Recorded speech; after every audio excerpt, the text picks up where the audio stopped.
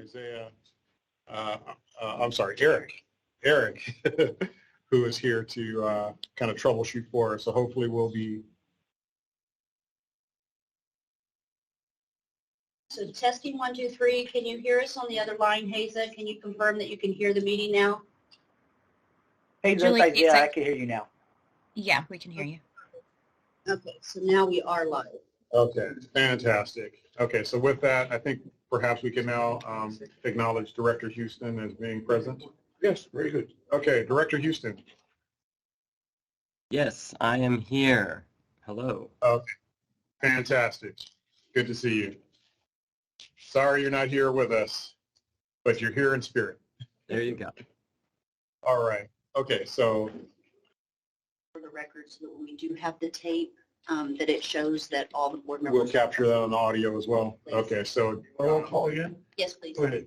Okay, so Director Alvarez. Here. Director Deere. Here. Director Williams. Here. Director Houston. Here. Director Gray.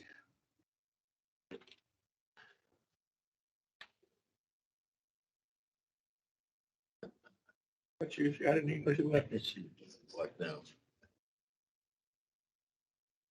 And you splice around. Director Gray. I'm here. All right. We are full attendance, President Deere. Very good. Okay. So that takes us to our second public speaker, Walter Lamb, connected issues of West Basin letter regarding Daytona Wetlands and Santa Monica Bay National History Program. So, Mr. Lamb, are you here in the audience with us? Perhaps he's on the online platform. Do we have Mr. Lamb with us on the online platform?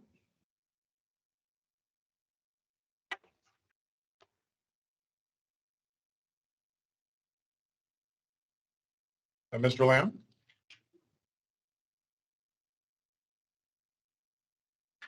Okay, well, we'll go to the next speaker. So we have Katina Benales. I presume she is here present in the room with us? Okay, perhaps not. Katina, are you on the line? Hi, good afternoon. My name is Karina Benales, and I am here. Hi, good afternoon. Thank you for attending our meeting, and you have 3 minutes to make your public comment. Thank you. Again, good afternoon, West Basin Municipal Water District Board members. On behalf of the City Council and the residents of Rancho Palos Verdes, I am calling to express concern regarding the rate increases for the district. Rancho Palos Verdes customers are served by California Water Service and have expressed concerns that recent Cal Water rate increases have posed a significant financial impact on our community. Specifically, it is our senior citizen community that will be impacted significantly, which is a quarter of our residents, which are on a fixed income. As Cal Water purchases water from the West Basin Municipal Water District to serve the Palos Verdes tariff area, we stand in solidarity with other South Bay cities opposing the proposed rate increase and requesting a freeze on the expansion of fiscal year 2022-23. The WBMWD has held several study sessions related to the fiscal year 2022-2023 budget. During these meetings, we have learned that the DWMWD has $80 million in reserves, surpassing its reserve policy target by $25 million. And it's also considering rate increases for fiscal year 2022-2023. Specifically, WBMWD proposes a rate increase of 5.8% on water imported from the metropolitan, while the actual increase incurred by WBMWD is only 5%. Furthermore, we understand that WBMWD is also considering a proposal to increase its reliability service charge by 5% to raise $1.4 million, despite having a tremendous amount of reserves.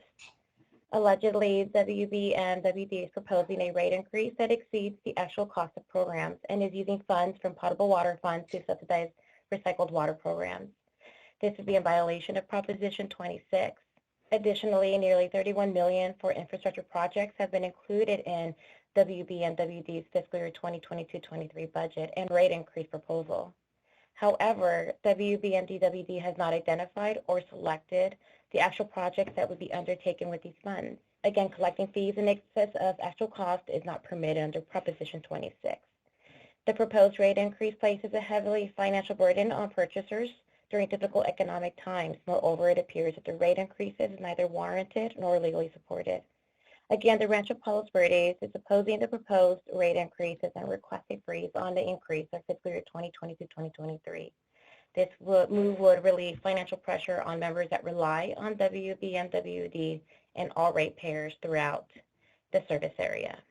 Again, this is Karina Benales calling with the City of Rancho Palos Verdes, and I thank you for your time. Thank you. So that takes us to our next speaker, and that would be Lourdes Vargas. Lourdes, are you here in the room with us? Perhaps you are on the online platform? Good afternoon, board. Yes, I'm on the online platform. And yes, my name is Lourdes Vargas. I'm representing the City of Manhattan Beach and also the West Basin Water Association. I'm calling to us in a position of the water rate increase. The City of Manhattan Beach and the West Basin Water Association, we sent a letter opposing the rate increase, asking the board to please consider not increasing this rate. Thank you. Thank you, Ms. Vargas, and thank you for joining. Response letter here. Oh, yes. Thank you, President Deere. We did send a response letter to the West Basin Association just this afternoon, so it was just prior to our meeting today. We do have a hand raised on the platform, so speaker, please identify yourself.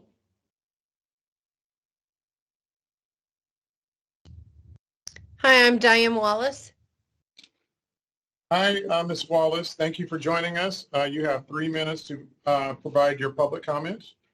Thanks. I have 2 comments. First of all, considering the rate increases by cities and metropolitan, it's looking to me, which I've been tracking, it's looking to me like homeowners and businesses their water rates will increase up to 20% this coming year.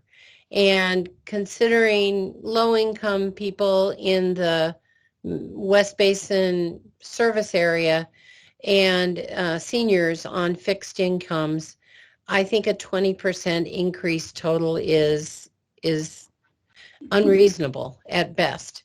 My second comment is I'm wondering about the change of operational services by a public company for the little recycling plant and the other 2.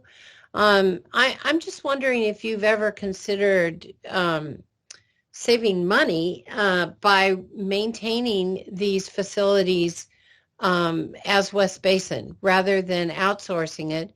These are publicly held companies. They're interested in a profit.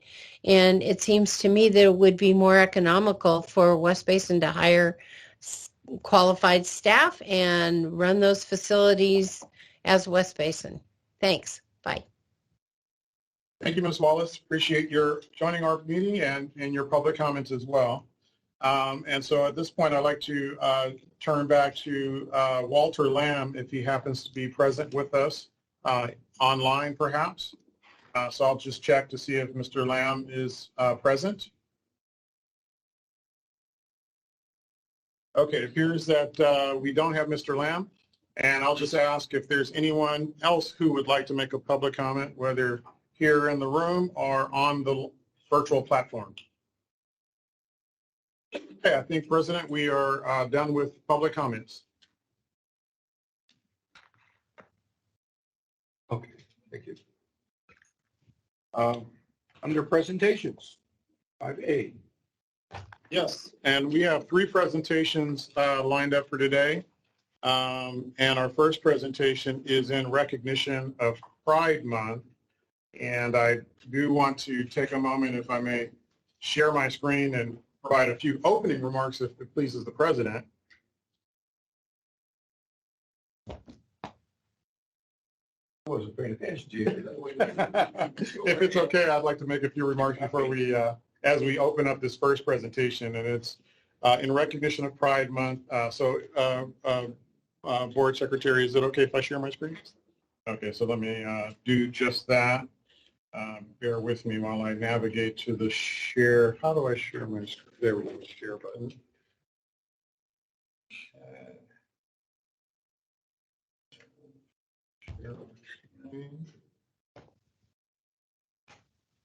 Okay, and so I just want to share a few images of some of the celebrations for Pride Month that have occurred in our district.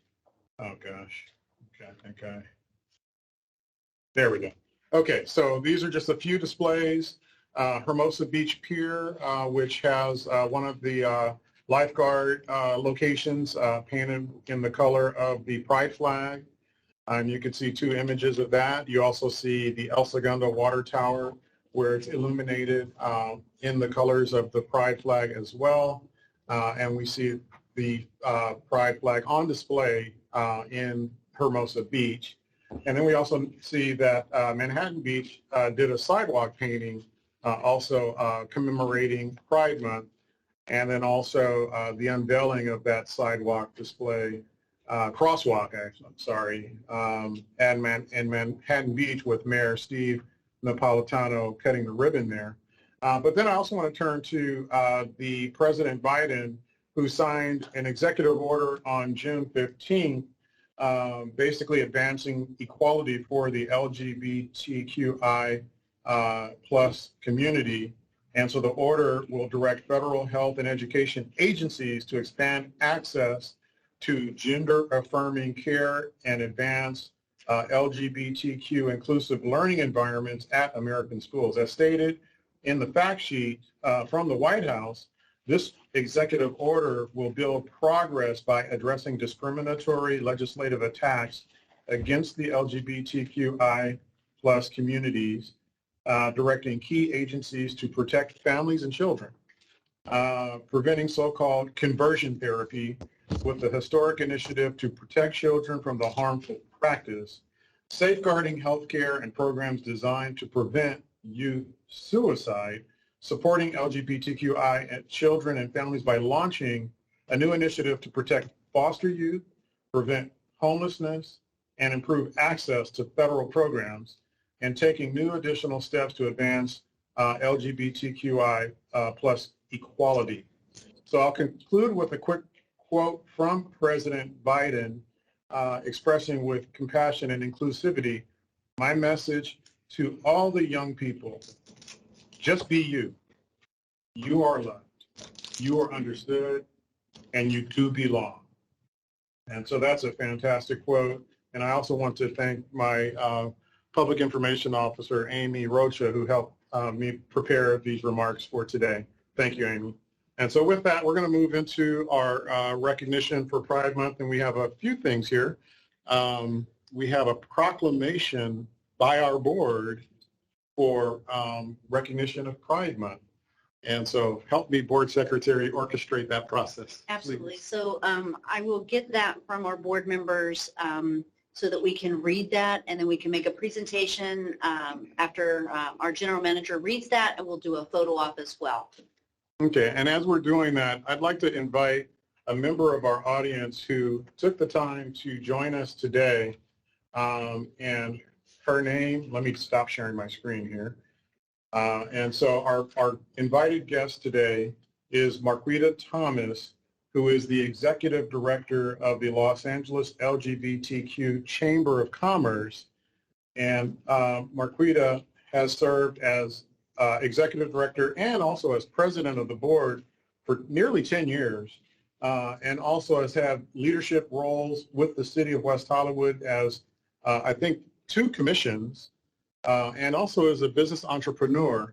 And so with that, the Los Angeles LGBTQ Chamber of Commerce is the organization that Marquita represents, and that organization provides visibility, advocacy, and business development for the LGBTQ community. They focus on business networking, connecting members of the community. This organization was founded in 1979 and provides a potent voice on behalf of the community. And it has members who live and work throughout the greater Los Angeles area. It's a nonpartisan organization that focuses on health, equality, justice, fairness, and many civil rights issues. And it also showcases the bright and successful gay, lesbian, bi, and transgender professionals as exemplary citizens and role models.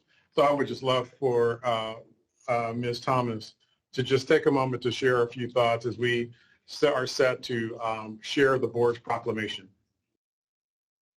Thank you. Thank you for that intro. You got almost everything. I'm also a candidate for West Hollywood City Council. What? Throw that out there. Okay, so good afternoon, everyone. Again, my name is Marquita Thomas, and I really just want to thank you for having me here today and inviting the Los Angeles LGBTQ Chamber of Commerce to be a part of this. I was asked to just speak very briefly about Pride, and we all know that Pride is a celebration, but it's also an opportunity to reflect and to remember. We remember those that we've lost. We remember those upon whose shoulders we stand. And we celebrate those who are creating a more equitable future for LGBTQ individuals. During Pride, LGBTQ people live unabashedly with their chosen family, but Pride was never meant to be a one-sided conversation. It is an opportunity to have open conversation and to also course correct whether it's on the ways in which LGBTQ people have been historically underutilized in many ways. And it's also an opportunity to address anti-LGBTQ legislation in other states. And it is an open conversation, and that's why I'm very happy to be here today to have the West Basin Municipal Water District acknowledge Pride. Things like this were not likely a couple of years ago, a decade ago, 20 years ago. And so this is very impactful to many people in the LGBTQ community. It shows that you walk the talk when it comes to inclusion. And it shows that you know that Pride is more than just capitalism with rainbows. So for that, I thank you. And thanks again for having me here today. Thank you so much. Thank you.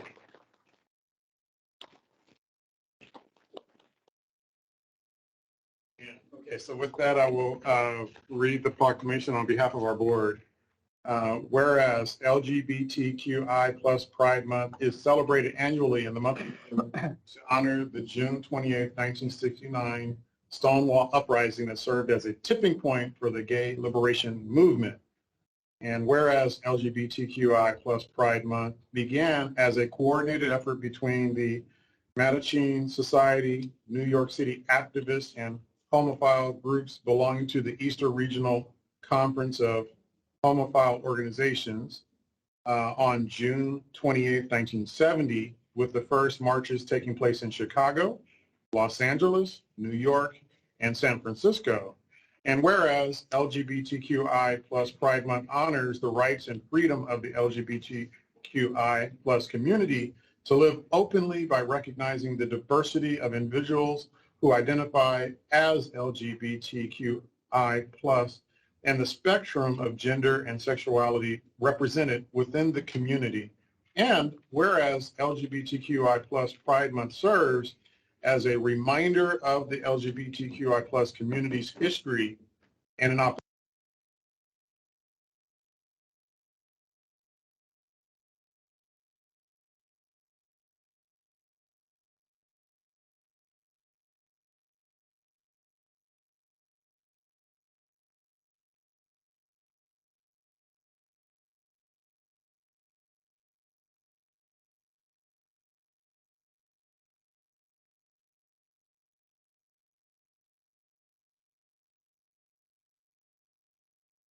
for 23 million people who identify as LGBTQI plus in the United States, who make up 7.1% of the total population.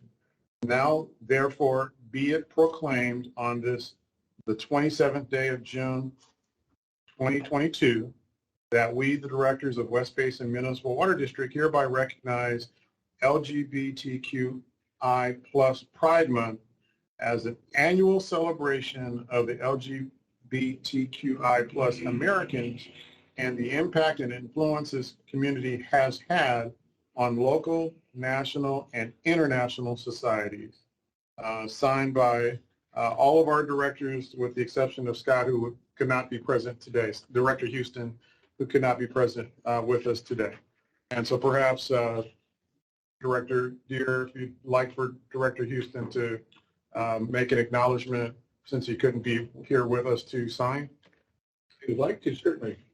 Director Houston? Sure. Thank you very much, Greg, and thanks to everybody who's there. Hello, Marquita. I apologize I cannot be there in person, and I'm very happy that West Basin is acknowledging and celebrating Pride this year, which we haven't done at this level in the past. And I also wanted to mention that among the other areas that the general manager mentioned, we had Pride celebrations in South Bay, but of course we have the city of West Hollywood that we represent, as well as the city of Culver City that just had a Pride celebration, I think, this past weekend.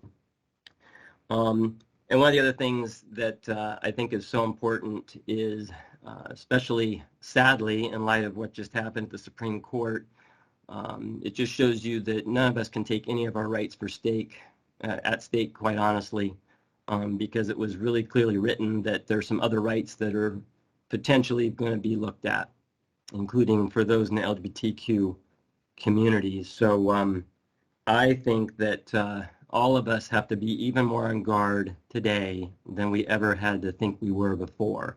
I hope it's a real wake-up call to people around our country on why voting matters, why the people in service matter. So, you know, it started out as a very celebratory month, and I think it kind of ended not so celebratory on some levels, but at the same time, it shows us why we continue working, pushing forward and persevering.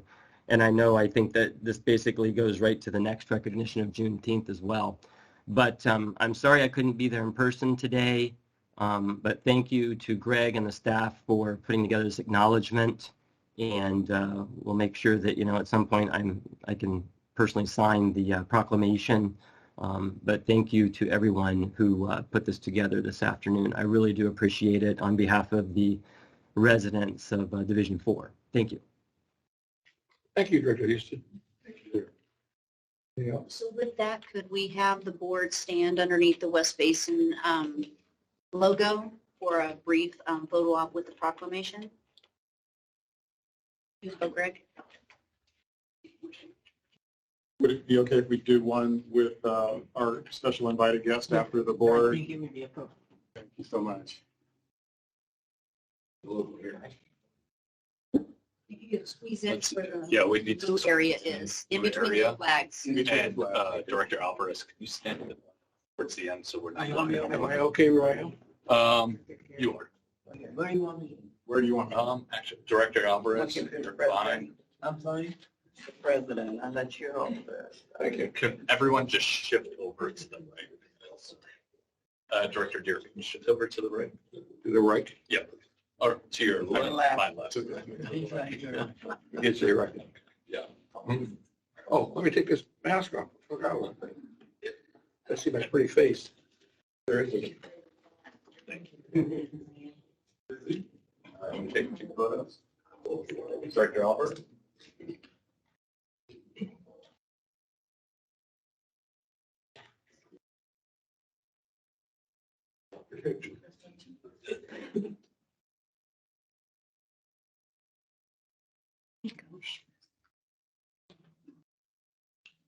She wants to hold. Yeah, why don't you go over here? Okay. Oh, no, because this doesn't work. Yeah, that would, Greg, if you go behind Director Greg and then you go. So you want her over there? Yeah. So she wants, oh, do you want to, she wants to switch places with Director Williams? Okay. And then you'll hold the proclamation. Yeah. Sure, okay, sounds good. Yeah. Director, yeah, actually, that's good.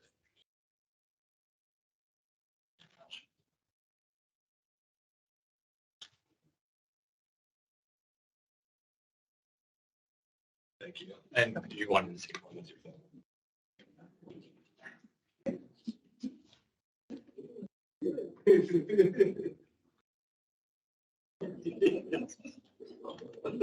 Thank you so much. Thank you so much.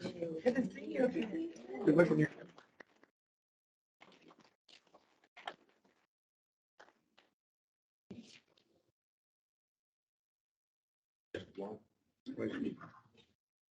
Okay.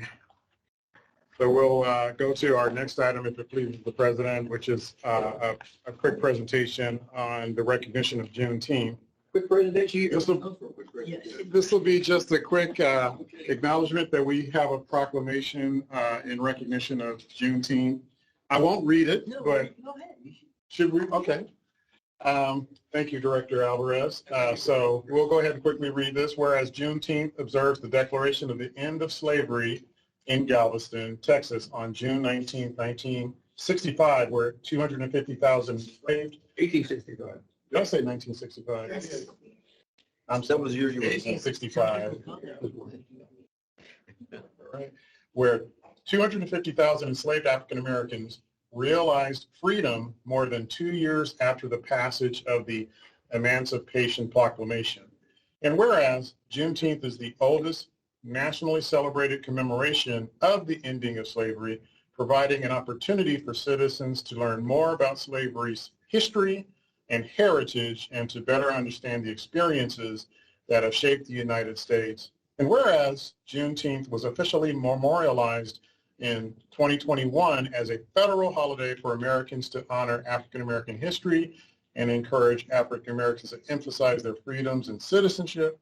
And whereas Juneteenth recognizes the triumph of the human spirit and the strength, resolve, and achievements of the African American community through celebrations throughout the nation. And whereas Juneteenth acknowledges the 47 million African Americans in the United States who make up 14.6% of the total population. Now, therefore, be it proclaimed on this, the 27th day of June, 2022, that we, the directors of West Basin Municipal Water District, hereby acknowledge the historical significance of Juneteenth as a day to inspire and encourage the citizenry to join in celebration and solidarity in the pursuit for freedom and equality for all. And again, signed by our district directors. And of course, we'll have Director Houston sign when he's able to join us. All right.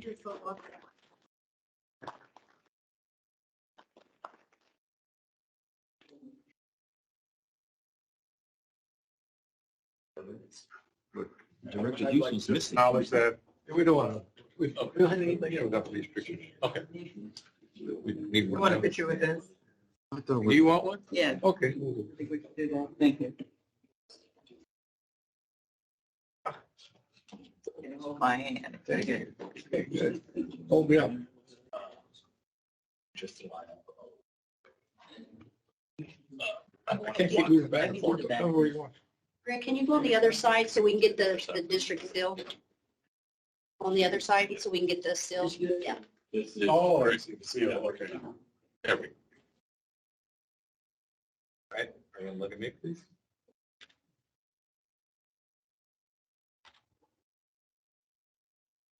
Thank you. Thank you. Of course.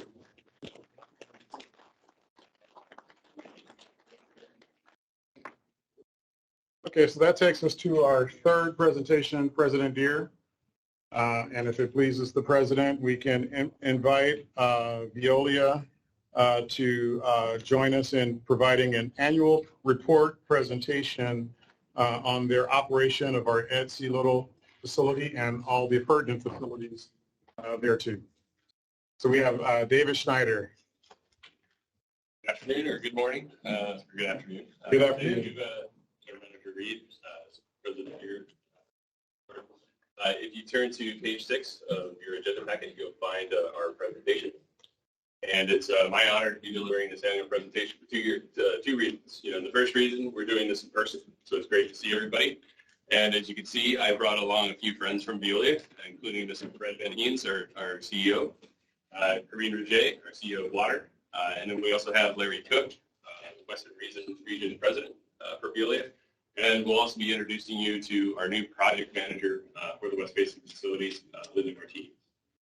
So the second reason that I'm excited to do this in person this year is that this is the inaugural presentation as Veolia North America. And so without further ado, in order to introduce you to Veolia, if you can move to the next slide, please.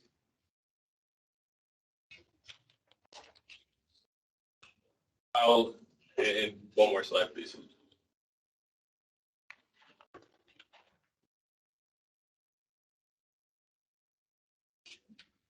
Next slide. Next slide.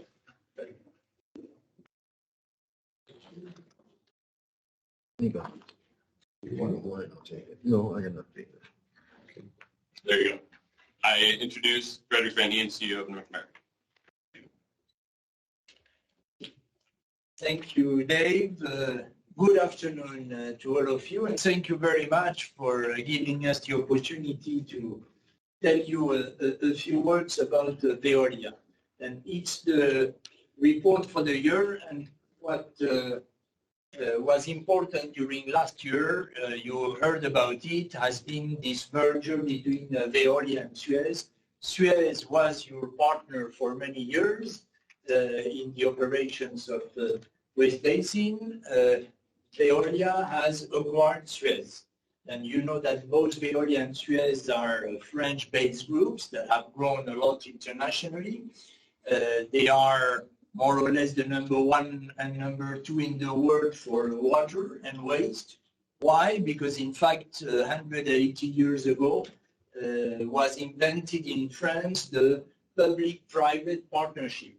And from that start around water, in some cities in France, the groups have developed.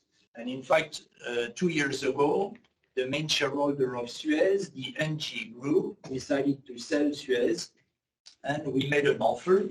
The process, you have a lot of details on this slide, was obviously like all the processes to get large international groups of that kind together was a bit long, going through different approvals, through antitrust approvals in the different countries.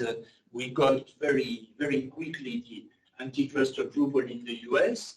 It has been a bit longer at European level. We got the approval last December, and there are still a few things going on with the UK.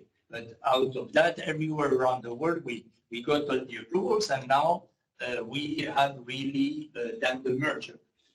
We became the shareholders of Suez fully on January 18th of 2022.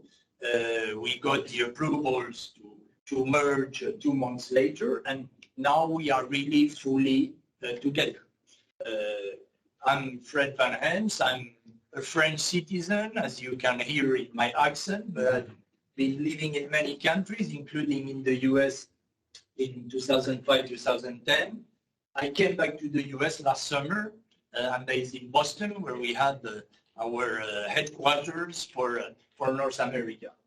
And we have now merged fully, reorganizing a bit our structure in the US. We'll be back to that in a second. If we can go to the next slide. Thank you very much. You'll see soon on this slide a bit where the Veolia group is worldwide. In fact, we are now the new Veolia created by the merger between Veolia and Suez. We are a group of a bit more than $40 billion revenues in 40 countries, a bit everywhere around the world. And we have mainly 3 businesses. One business is water. Here it is. Water, that means municipal water, drinking water, wastewater treatment, reuse, all about water, municipal water, industrial water.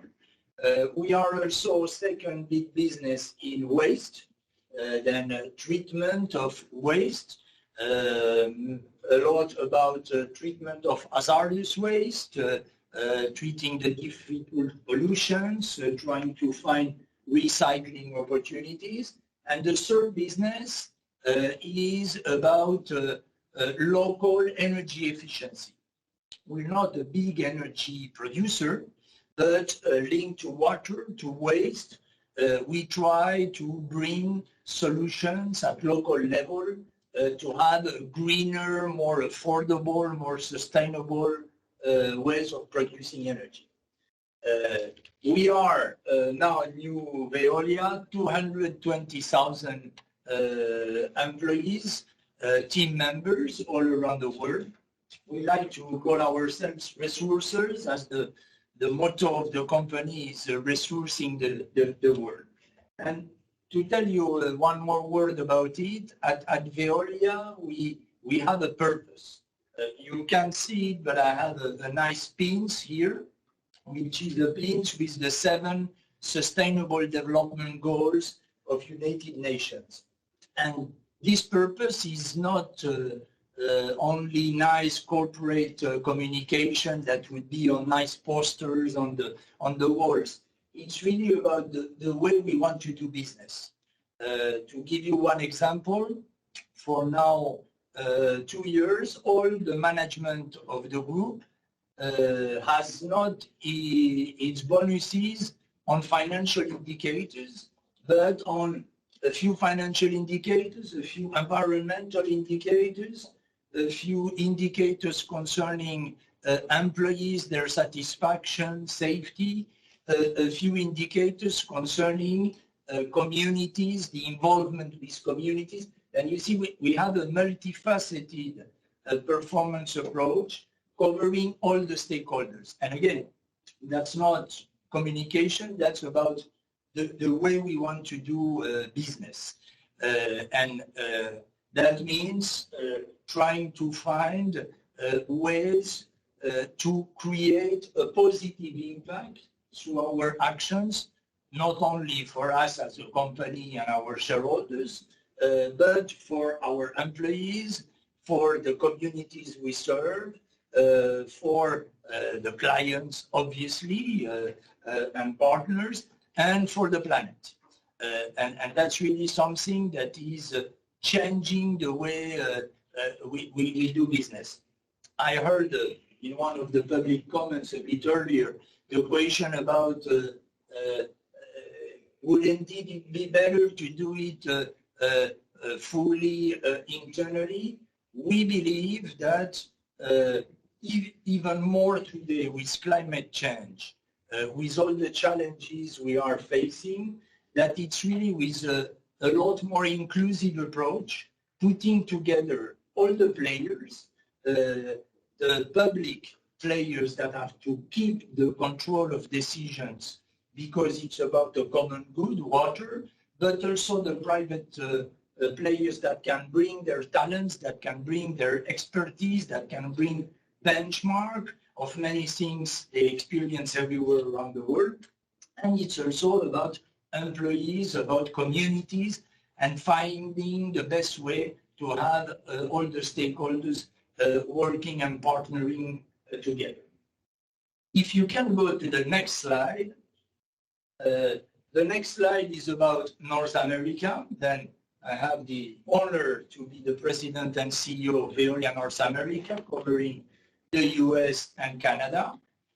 In North America, we are now around 3.5 billion revenues, a bit more than 10,000 employees, servicing more than 400 sites in the 3 businesses, municipal water, treatment of hazardous waste, and local energy efficiency. The most important business is water, and is headed by Karine Roger, that is going to come to my place in a second.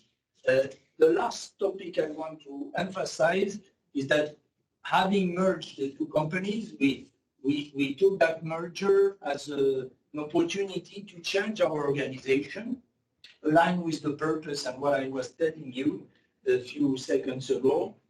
We are trying to build a global organization, which means putting as many responsibilities as close as possible from the field, empowering teams, putting support closer to the teams and to the clients in order to allow this more inclusive approach I was describing. And in this global approach, in municipal water, we have regions. We have the new president for the West Region, Larry Cook, and we will be step by step putting the responsibilities that way close to the field. We believe that our business obviously is a lot about technical expertise, about technical solutions, but it's even more about people. And it's a lot about people internally, about talents, about attracting, retaining, growing the talents. And it's also about contacts, about relationship with the customers, with the clients, with the final consumer, with all the stakeholders. Sorry, I was probably too long, and I leave now the floor to Karine Roger. Thank you, Frédéric, and thanks to all the board of directors for welcoming us and giving us the opportunity to introducing ourselves. So my name is Karine Rouge. I've been in the U.S. now for 8 years. I actually was a Suez veteran, and I joined back Veolia now 3 or 4 months ago to, as Fred explained, to lead our municipal water business. If you maybe just move to the following slide, I mean, for water in the U.S., we're over 5,000 people. We operate over 2 models, one being an investor-owned utility, so it's a regulated business, which is mostly located out of the Northeast. And the other one being a contracted operation business, which is the one that you were very familiar with at Suez. If you are conscious of time, so if you just move to the following, I just want to give you my sense of what has changed and what hasn't changed between Suez and now Suez plus Veolia. What hasn't changed is the commitment to what we do and the care and the purpose of the services that we offer in the communities we serve. That hasn't changed. The values we stick to haven't changed. But what has changed is the scale. And we really strongly believe that that's going to be very helpful for our customers. There's really 2 things here that we want to stress. The first one being that West Basin remains a very important flagship for us, but for the communities in general. It's also, we operate also other larger contracts across the U.S., and we do believe that it's going to be helpful to leverage the expertise around these contracts. And the other thing that Fred mentioned is now in California, we operate 21 sites in total. Some of them are very close to here, others are a little bit more in the northern part of the state, but that's going to be critical when we talk about being able to recruit, train, and then retain our people, especially in the labor market where skills are very scarce. And if you move to the following one, just after, the other important point is that now we operate over 14 sites doing some type of recycling of water across the U.S. And that's only the U.S. We didn't include the larger advanced reuse treatment, such as the one that you're responsible for across the globe, but just in the U.S. over 14. Obviously, West Basin, as I said, remains a flagship, but that gives you a sense of how much these type of processes are essential for us. We do believe this is going to be the most critical solution to be able to solve resiliency in a lot of parts of the U.S. And that means that we'll continue to invest focus, attention, expertise, investments, whatever is needed to ensure that we can leverage what we've been together doing over the years. Quite all of this is, we're very proud and excited to be able to bring that expertise. I really want to stress the fact that we also want to hear from you on what we can improve, do better, what has gone well and gone less well over the years. Because at this kind of critical moment, and in a way the merger helps us, we really want to listen And especially as, you're developing and thinking through the future of the plant and we really want to ensure that we can maintain a very honest, truthful, trustful partnership, and we will always remain at your disposal to get feedback and be able to improve on our operations. In that spirit, if you move to the last slide of introduction, I'm very pleased to introduce Linda Martinez. I just want to share that Linda was selected not only because Linda is a great operator with wonderful expertise that she developed mostly in California, but also that Linda is an excellent leader. She has demonstrated a very high level of authenticity, of empathy, and she's built and maintained very strong teams. And in a moment where things are getting more complex and people remain at the foremost center of what we do, choosing right leaders is very important. So I welcome Linda. I'm very pleased. Hi, thank you. I just want to say real quick that I'm excited to be here. I'm grateful for the opportunity and look forward to getting to know all of you guys a little bit more. Thank you. Thank you. I will now give the floor back to Dave, who's going to enter into the annual report. Thank you very much. Thank you. Thank you. If we go to the next slide, and just from my standpoint too, I've worked with Linda for the past 2.5 years, and I can personally attest for the fact that she is probably the best project manager that I've ever worked with. So I think we're very lucky to have her here. So I'm looking forward to seeing what she can do here. So as we talk about 2021, I think everybody knows in this room that it was a pretty challenging year as far as events and so forth. Across some of our key performance indicators here that are highlights on environmental compliance, we did very well. Again, with the certified lab and as far as compliance tests being compliant. On operator development, we continue to focus on operators increasing their operator certifications. Some of you may be aware, there's an advanced water treatment operator certification, and so now we have 2 people with advanced water treatment certification. Certifications 3 and 4. And so on the human resources side, we did have a fair amount of turnover in 2021. That is a little bit misleading because in 2021 we had a very unfortunate set of events where we lost 3 of our key people to illnesses. And so those people had been there since the beginning and really dedicated their entire careers to West Basin since its inception. So those are really tough losses for our team in 2021. We also had a number of promotions, and one of the things that I'm really proud of, and the next slide I'll talk a little bit more about, is the diversity and inclusion, which I know hearing from Fred and hearing from Corrine, that is something that's really critically important to Veolia, and I'm really glad to see it. But I'm really actually very happy to see some of the numbers that we were able to achieve in our analysis last year too. On the health and safety side, I know with the 5 OSHA reportables, being short-staffed, the pressures of last year and so forth, that's just not acceptable. I know talking with Linda, that's near and dear to her heart, and talking with Greg this morning, that's something that we're definitely going to focus on and improve. But fortunately, we didn't have to lost the 9 incidents. And then we continued to operate. I know we sit here, without, the controls that we've had, for the past year. But if you remember at the end of 2021, we had the Omicron variant spreading around. And so we had a number of people out, through different surges that we had to continue to navigate through as well. If we go to the next slide.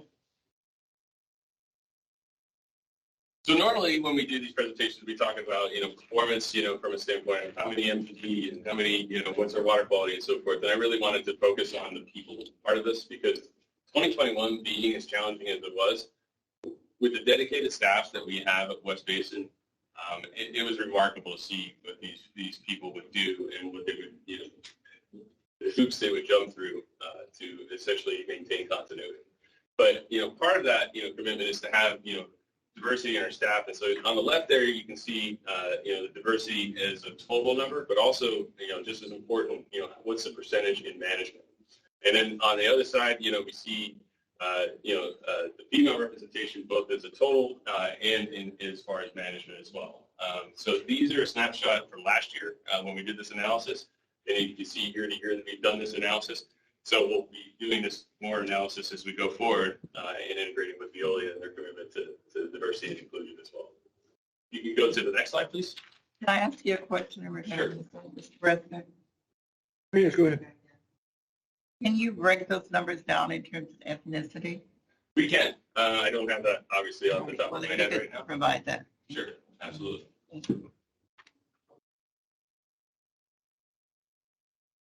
Next slide. Next slide, please. So continuing on the theme of staff development, we actually have Linda at the bank for the two of the advanced water certifications. So she called me last year. She said, I passed my 3. And then a month later, she called me again. She said, I passed my 4. And so she got 2 of the advanced water treatment certifications last year. I also want to recognize our engineering manager, who also took the California State Contractor's License. And so he is a certified contractor at this point. And then you can see the list of promotions, from KB and Andrew Lamb and so forth. Pedro and Anthony, being promoted internally is something that we want to focus on is more internal promotions for folks. We go to the next slide, please.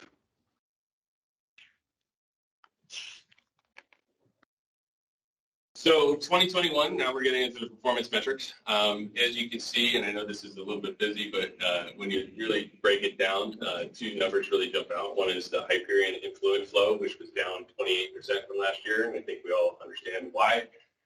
Because it really relates to the barrier process. The barrier process was, most affected by the Hyperion sewer spill event, July 11th of last year. We continued to operate for a period of time, but unfortunately on July 15th, it was shut down for the remainder of the year. And so that's what you see as far as the difference there. The good part of this, if there is a good part, is really to look at the rest of this from the standpoint of continuing to supply in Title 22, and then the refinery demand across the board increased substantially. But one thing I do want to point out in increasing is if you look at 2021 versus 2020, it increased versus 2020, but it's really just getting back to normal, from the prior year. But if you remember last year, the refinery demand was detrimentally affected by COVID and the lockdown, or it dropped substantially. We go to the next slide, please.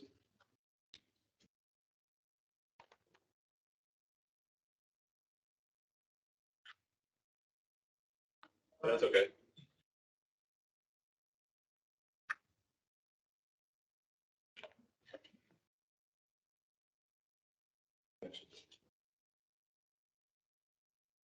So 2021 wouldn't be, a year we could talk about as far as all the emergency response events. And again, kudos to all the people who really responded to those things. So I just wanted to highlight some of the unprecedented events of 2021. One is a power outage on May 22nd when a squirrel was foraging for nuts in the substation and decided to take down our substation here that shut down the main plant. And we were able to restore it by the end of the day. I think it was a 9-hour response and working along with Southern California Edison to restore that power. That was one event. Another event was infrastructure damage due to the construction next door. They dug up a pipe that feeds the Chevron refinery. Our crew immediately responded, even though we don't manage the distribution system. They immediately responded, started the watering, and the contractor who managed the distribution was thankful that we could actually restore service very quickly. And then, we continue to operate under the business continuity plan for COVID and navigating through that. And then, of course, we have the source water event with the Hyperion sewer spill, and I have a couple slides on that. But you can see here on the right-hand picture there, that's one of the high-rate clarifiers, and you can see the solid accumulation. So we'll get to some of the causes of that on the next slide. Can we get to the next slide, please? So with the Hyperion sewer spill impact on July 11th, you saw the picture from the high-rate clarifier on the prior slide. These samples that you see here show you the deterioration of the water quality. Were relatively clear to essentially black. And so what we saw was essentially a high amount of solids, more than 10 times the average coming into the plant. We also saw high organics matter coming into the plant, 4 times as much as normal. It really deteriorated the performance But more importantly, it really deteriorated, the impact on the membranes, the whole solids handling equipment, and so forth. And we did an analysis of asset management to determine, and working with West Basin staff to determine what that impact was. What you can see there is some of the TSS on the right. You see those spikes. One thing to keep in mind is we see spikes other times of the year. And so earlier in the year, we saw some spikes too, but relatively short duration, which we can recover from. But, these spikes were, extraordinary and unprecedented. We can go to the next slide, please.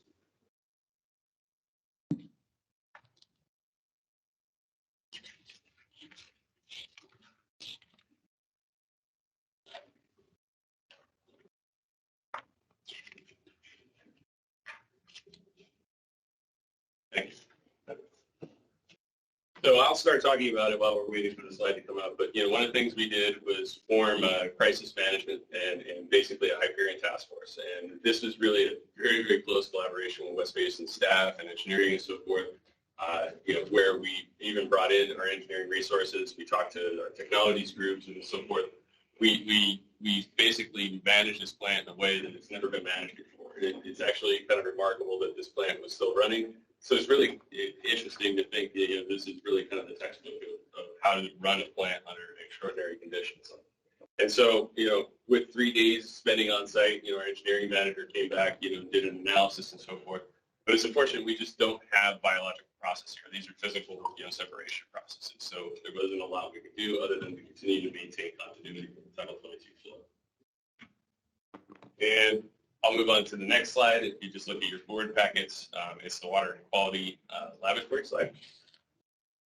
And so when we often think of, responses, we think of operations and maintenance and so forth. And one of the unsung heroes in this is really our water quality laboratory. For personal staff development, they focused a lot on these trainings, for ELAB certification and so forth. But over 34,000 samples are tested in a year, 70% for process. And so with this said, during the Hyperion sewer spill event, we did quite a bit more testing during that period of time to provide more insight to operations and what operational changes we could make. And so if we go to the next slide.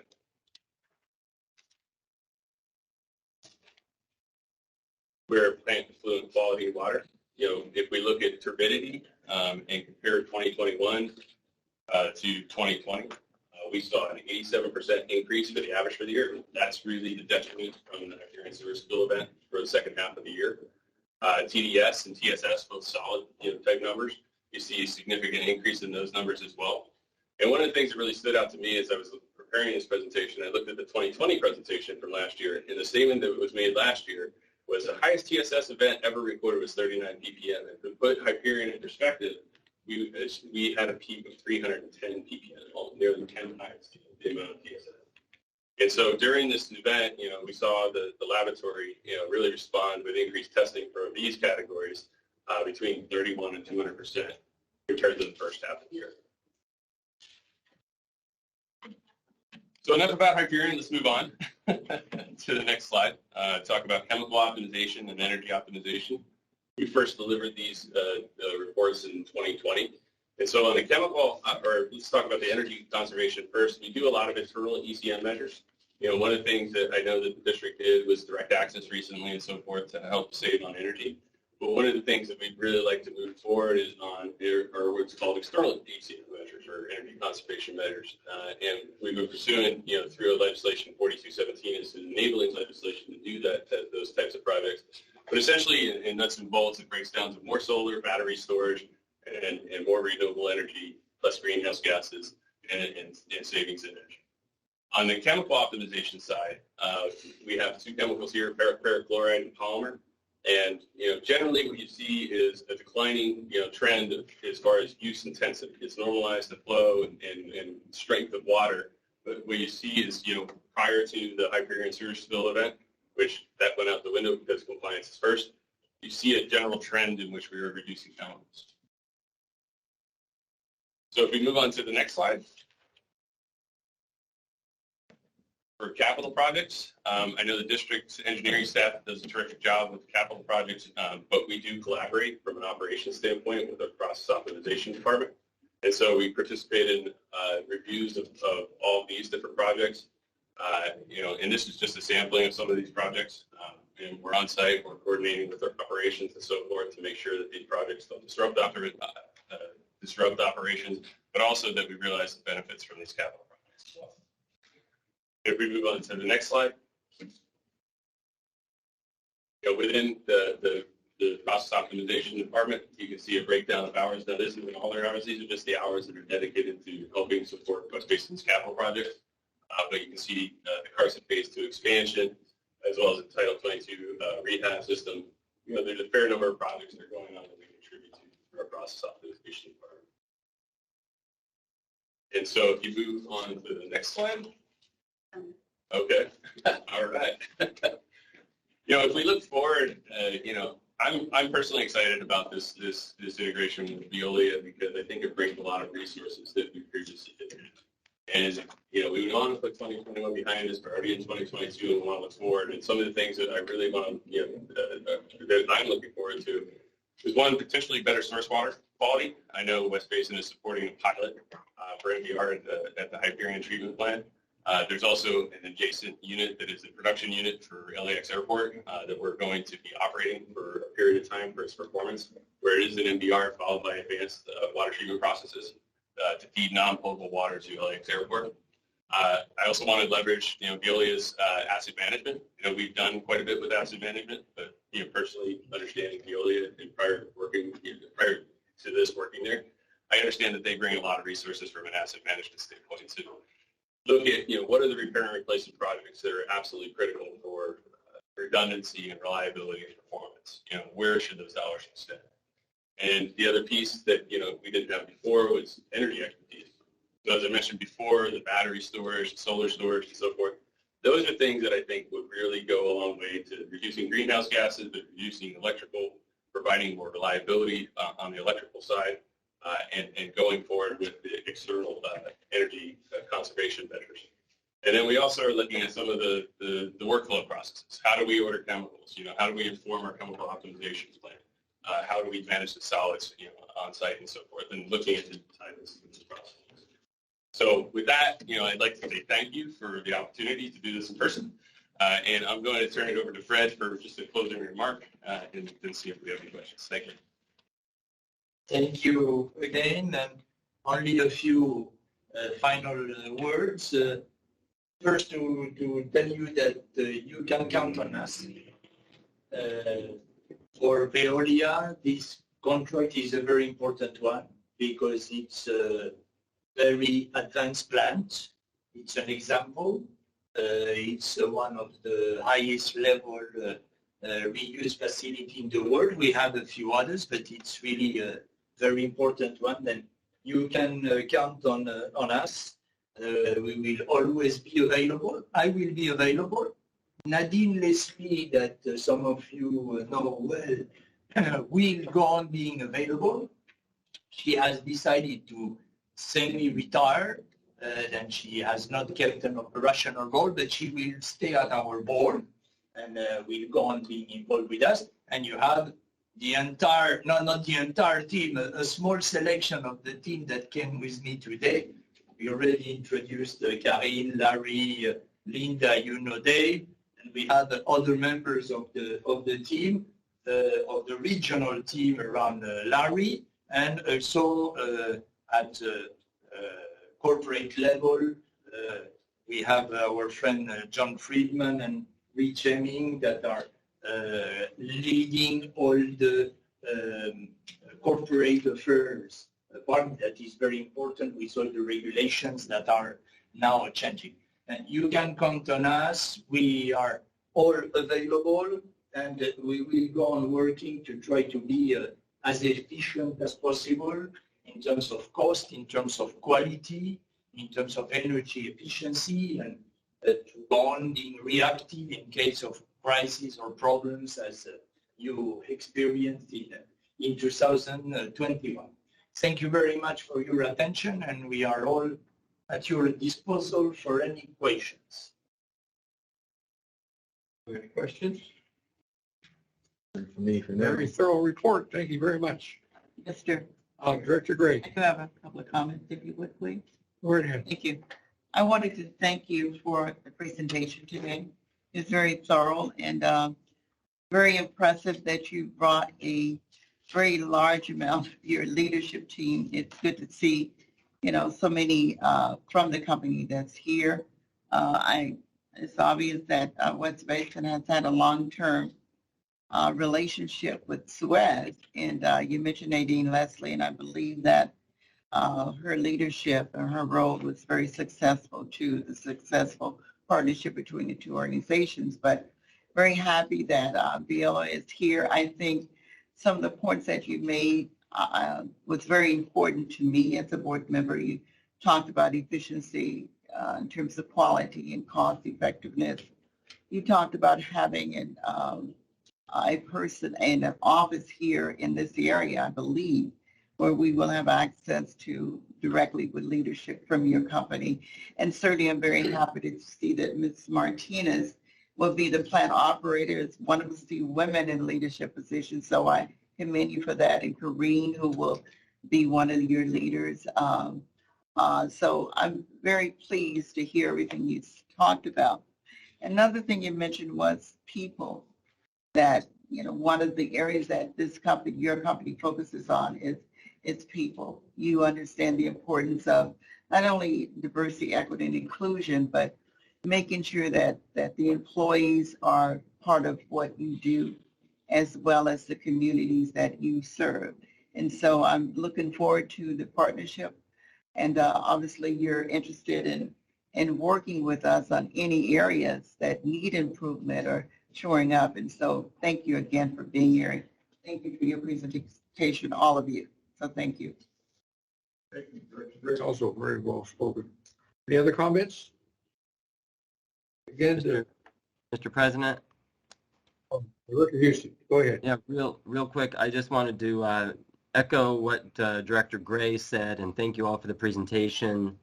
And I did have one question that I was thinking about during the presentation, and that was, I understand right now there's a real difficulty in finding plant operators of these types of facilities with the whole workforce issue and such going on. So can you just touch on that for a moment for me, please? Very important question. I mentioned people. You just mentioned it, both of you. Today, there is a war for talent.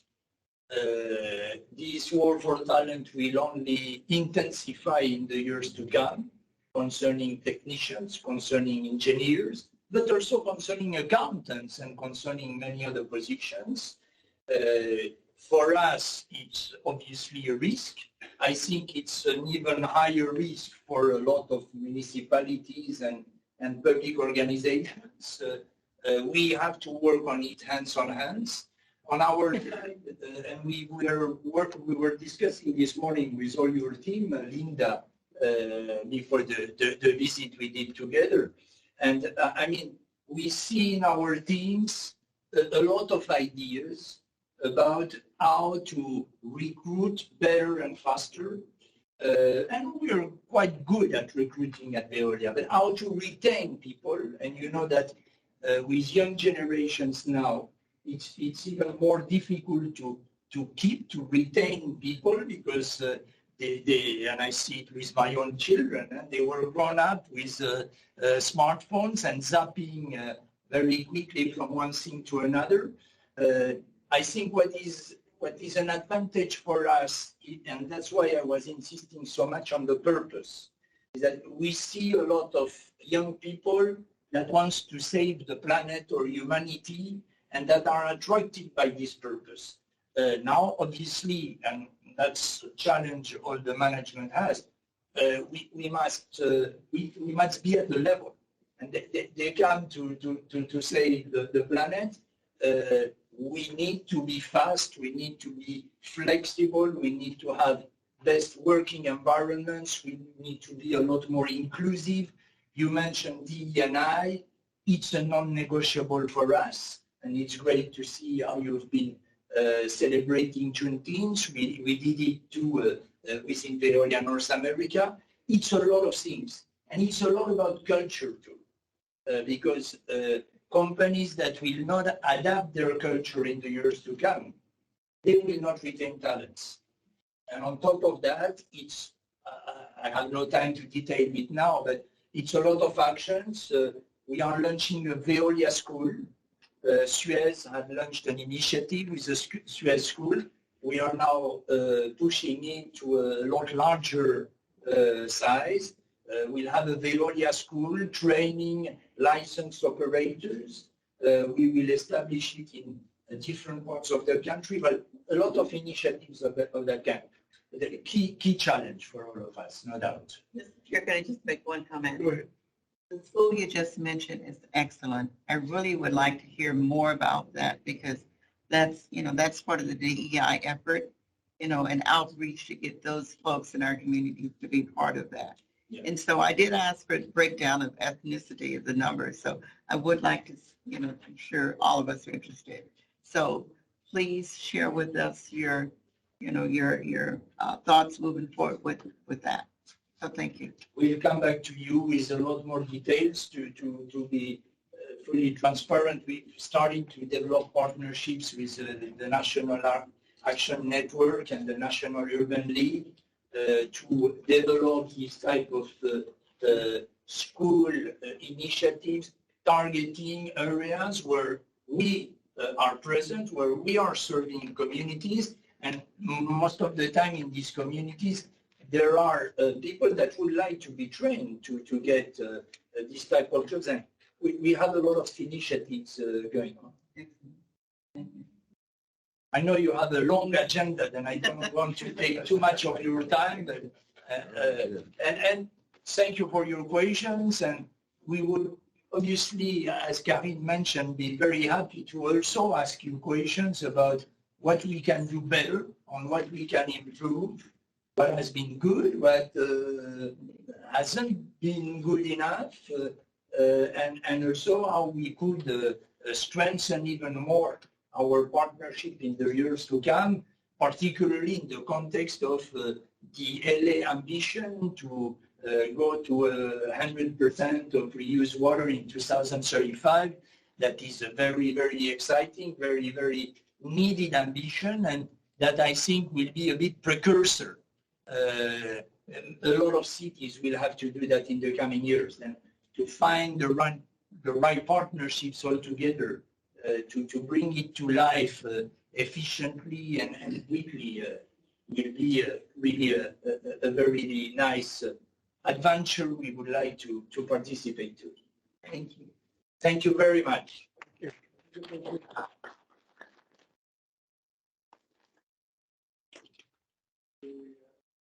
Recess now? Okay. If you want to leave, you can do it without interrupting the meeting. We'll take a 5-minute recess. And then. Thank you. You're a smart guy. Yeah.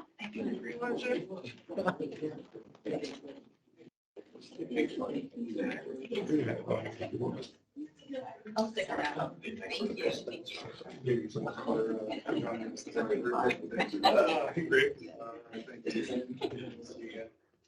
Right.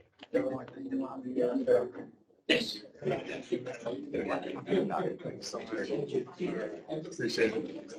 No.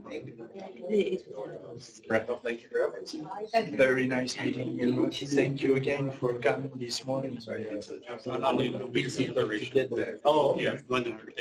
Okay, fantastic. Thank you, Steve. All right.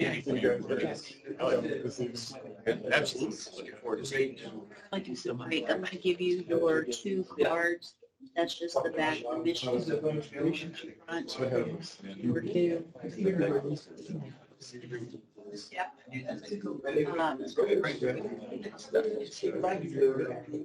This is why do I need this one? You just, the only thing that works is because it'll have a different email address on it.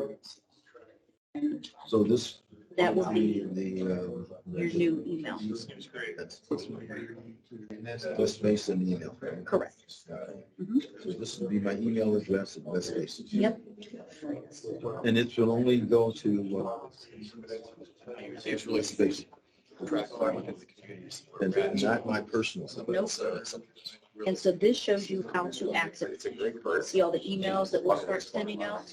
What I did was I printed out directions of how you need to allocate these. Go to, I think, the third. So I already. See it. Ding, plug it away. It's like, Right. This is the you're gonna change. Anybody runs the plant, everybody's here. We're all here. Thought on a pilot. It was an honor meeting you. You too. Oh, if you're gonna use. I give you my card in case you need. There's my cell phone and everything. Using your phone language as well. Exactly. Well, good to see you all. All right. Oh, okay, we were wondering. Yeah, that one is. Pleasure meeting you. And I give you my business card in case you Director have Craig a has problem or one. need to reach me. So you have yours. So this has all the ways. Thank you very much. Like to see our costume day. We'll work on it, but next I'm here for 3 days, but I will come quite You only often. have this to do, finish it. Just a little, Yeah. a lot of that. Good contract. I think that you guys manage it better. When you get a chance, Not have a continual annual increase in costs. Yeah, but then I'll take note of it and I would be happy to discuss it more details with you if you're open to it. I'm definitely open to that conversation. Yeah, let's have it. Either with me when I come back or with Marie, with Karin, whenever you want. So the platform right now is the RO training. It was a pleasure meeting you. Pleasure meeting you. And I will definitely be calling you. I'm interested in, I'd be interested in, and I'd be interested in knowing how you're going to take care of the future, not have the issue that we have now, not having enough people qualified to do certain things. Make sure that doesn't happen, 10 years down the road and have the same problem. The next generation. Yeah, I agree. I agree. That's our number one challenge for the coming years. Because when I got in this, nobody in there that looked like me. How you doing? I had no problems, no one to hide me. Yeah. Like hook or crook. And that's why it's so important. And now we start having a lot more diversity in our team. And we can develop after initial training some mentoring programs. Particularly for people when they get to more responsibility in the organization. We're working a lot on that. Now, when I was, Were you ever enjoying? when we were before the pandemic, Yeah. we were looking at sign, well, I can't. Oh, yeah. pandemic, but all that stuff, it kind of went away. We got, Don't tell. I tried. I'd be interested in talking, getting that.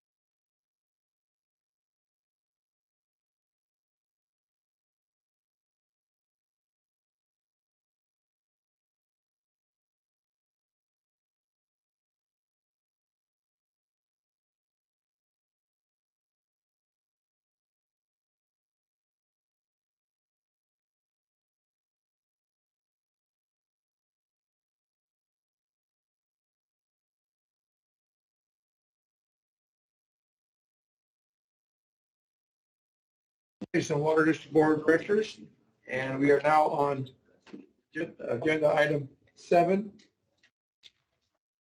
consent calendar. Is any item to be pulled from the consent calendar? President Deere, I would like to pull item 7F. F.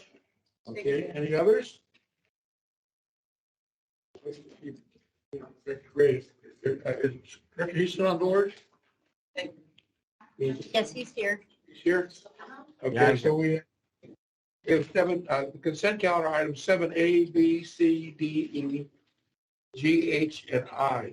There's a motion to approve those items. Second. Director Alvarez, second. Any discussion on those items? All right, please call the roll on the consent calendar items, with the exception of item F.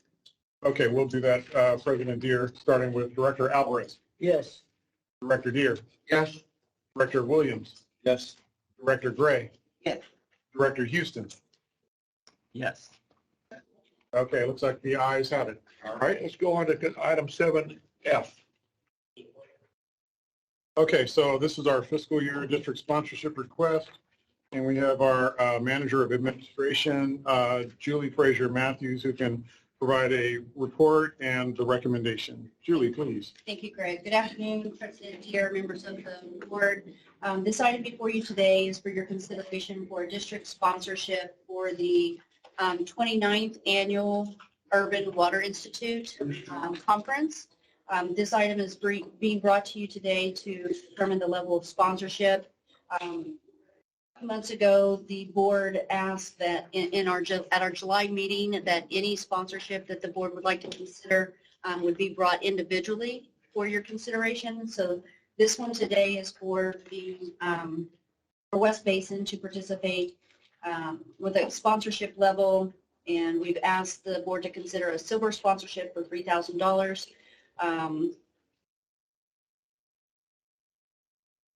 And this would include this year's event. You'll see on page, I believe it's 124, we have a breakdown of the sponsorship opportunities. And this item was reviewed at the Finance and our Administration Committee meeting on June the 15th. And at that time, we had asked the board to consider a $4,000 sponsorship, but the committee recommended $3,000. And the recommendation is that the board consider supporting the Urban Water Institute 29th Annual Water Conference to be held Wednesday through Friday, August 24th through the 26th, in the amount of $3,000. All right. Director Alvarez, any comments you want to make first, or a motion? Well, I have questions and comments. How did this come to our attention? Well, annually, we have supported in the past the Urban Water Institute's conferences, and we bring it to the board for their consideration. In previous years, we have had a list of all of the sponsorships that we would support, but then in July, when the board stated that rather than just approving a slate of sponsorships, they wanted to bring them back individually. So when this one was received, we placed it on the Finance Committee for the board's consideration. The request came directly from the Institute. Correct. And they asked for a sponsorship. And then they provide, if you look again on page 124 and 125, the different sponsorship levels, the platinum, the gold, and the silver. And staff had recommended gold, but when it went to committee, they recommended not the gold sponsorship, but the silver sponsorship. And the reason for recommending gold was why? In the past, we've sponsored it for $5,000. With the $4,000 sponsorship, we would get 2 conference registrations. We had a couple interested staff and board members that were interested in participating that would utilize those tickets. Okay, but why at that level opposed to another level?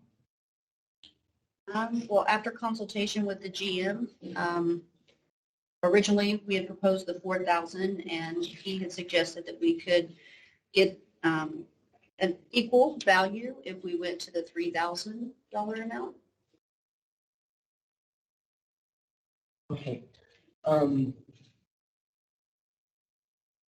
What was the level we sponsored it at last year? I don't have that in front of me right at the moment. I believe last year it was a virtual conference, so I don't think they had it. But in previous years, we've sponsored it at, I believe, a $5,000 level. You know, looking at the board report, it says Yeah. that 18-19 was at 4,000. Yeah. And in 2021, we had a budget of 4,000, although it doesn't indicate whether we actually sponsored or not. I think we did. Yeah. Part of the purpose of sponsoring these events, as I understand it, is just to promote the West Basin Municipal Water District and get name recognition and so on. Of which I think some of these events are dubious because within the water industry, I think West Basin is fairly well known, and to spend ratepayers' money on sponsorships of this nature really doesn't get much of a return.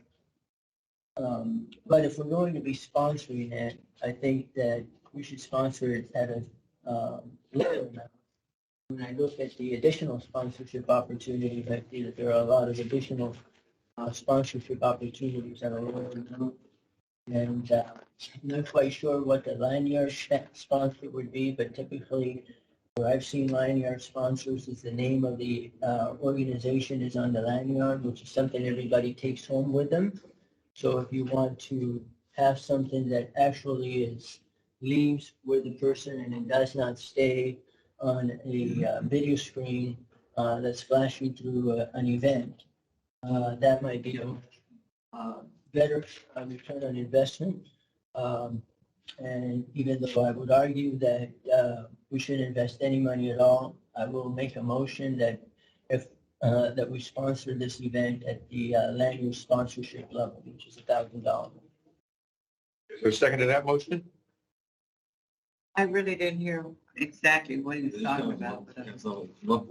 He wants to cut it down to $1,000 sponsorship for the lanyard. Where? For what amount? The recommendation is 3,000, right? Correct. And past year. Director Gray, my rationale is part of the intent of the sponsorships is to get name recognition so that the public becomes better aware of the West Basin Municipal Water District. We're doing this at a basically water organization where we are well known, but if we're really going to support the idea of having somebody remember West Basin when they leave that meeting, I think that the lanyard sponsor, assuming that the lanyard would have West Basin on it, is something that a lot of people take home, even though they're going away a few days after they're home. But there's something that is physically with them. They see it in writing, and they'll see it for a few days, which I think is a better return on investment than having it just flash during the event. So I would support, and I made the motion that we sponsor this, the Urban Water Institute at the land use sponsor level, which is $1,000. I don't hear a second. Is there another motion for a different amount? Well, I'll make the motion for the $3,000 that was recommended by the committee.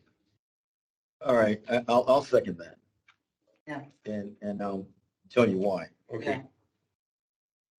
Go ahead. Because if you use Director Alvarez's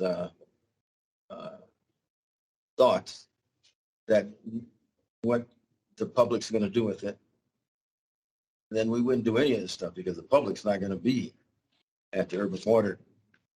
It's going to be all us, water people. And we're there for one of the big reasons. You're there to network. So this, to me, is part of the networking opportunity. So that's why I would support Director Deere's motion. Director Green, you have something? You know, we're looking at item F, right, 7F. Urban Water, right, correct. Urban Water Institute, I think is very important, and Almost all of the organizations, they are water organizations. They do promote what we're sitting on this board to do. And I think we should support them because it is a way of supporting what we do. And Harold, Director Williams-Smith, you do get a chance to interact with other water leaders and you share information. And when you do go to these conferences, that's the only time you really get a chance to interact with your peers and other agencies. And can be very helpful. So I do support the sponsorship. And I believe last year was 4,000. So this is less than what we're doing last year. So I do support the item. Thank you. Any other discussion? Go ahead, President Deere, I would like to address one comment to the comments that were just made. I agree that participating in these different events that are basically within water industry sponsored events, and I've attended quite a few of these myself, and that the main purpose of so doing is networking, and that networking is very important to know what other people are doing and what we're doing and sharing of ideas. Networking doesn't come from paying sponsorship. Networking comes from attending and interacting with other individuals. And I'm not discouraging anyone from attending at the Urban Water Institute or any other water organization. The objective of networking is one that I support. I would encourage the board to attend, and I would encourage the board to participate and interact with other water professionals as to the activities that we're doing, that they're doing, and the direction that the water field needs to move in as we meet the challenges that we currently are facing, will be facing in the future. Thank you. And we also note that by giving the sponsorship, we are actually supporting the organization to a higher level than otherwise not doing so. Let's call a roll on the motion, which is the recommendation. The board gives $3,000 to this institute. We'll do President Deere, starting with Director Alvarez. No. Director Deere. Yes. Director Williams. Yes. Director Gray. Yes. Director Houston. Yes. All right. Ayes have it. Ayes have it 4-1. The motion passed. Now on item 8, the action calendar, 8A. Okay. So on the action calendar, we have. Excuse me for a second. President Deere, if I could speak to the action calendar for a second. Oh, yes. Go ahead. On the action calendar, if we look at items 8, D, E, and F. 8, D, and E are items that one anticipate authorizing the additional borrowing capacity or sending the borrowing capacity of the district and establishing new water rates and charges. And those precede item F, which is the budget. So if we adopt items 8D and 8E, it kind of presupposes that we're going to adopt a budget, since the rates and charges are predicating on adopting a budget.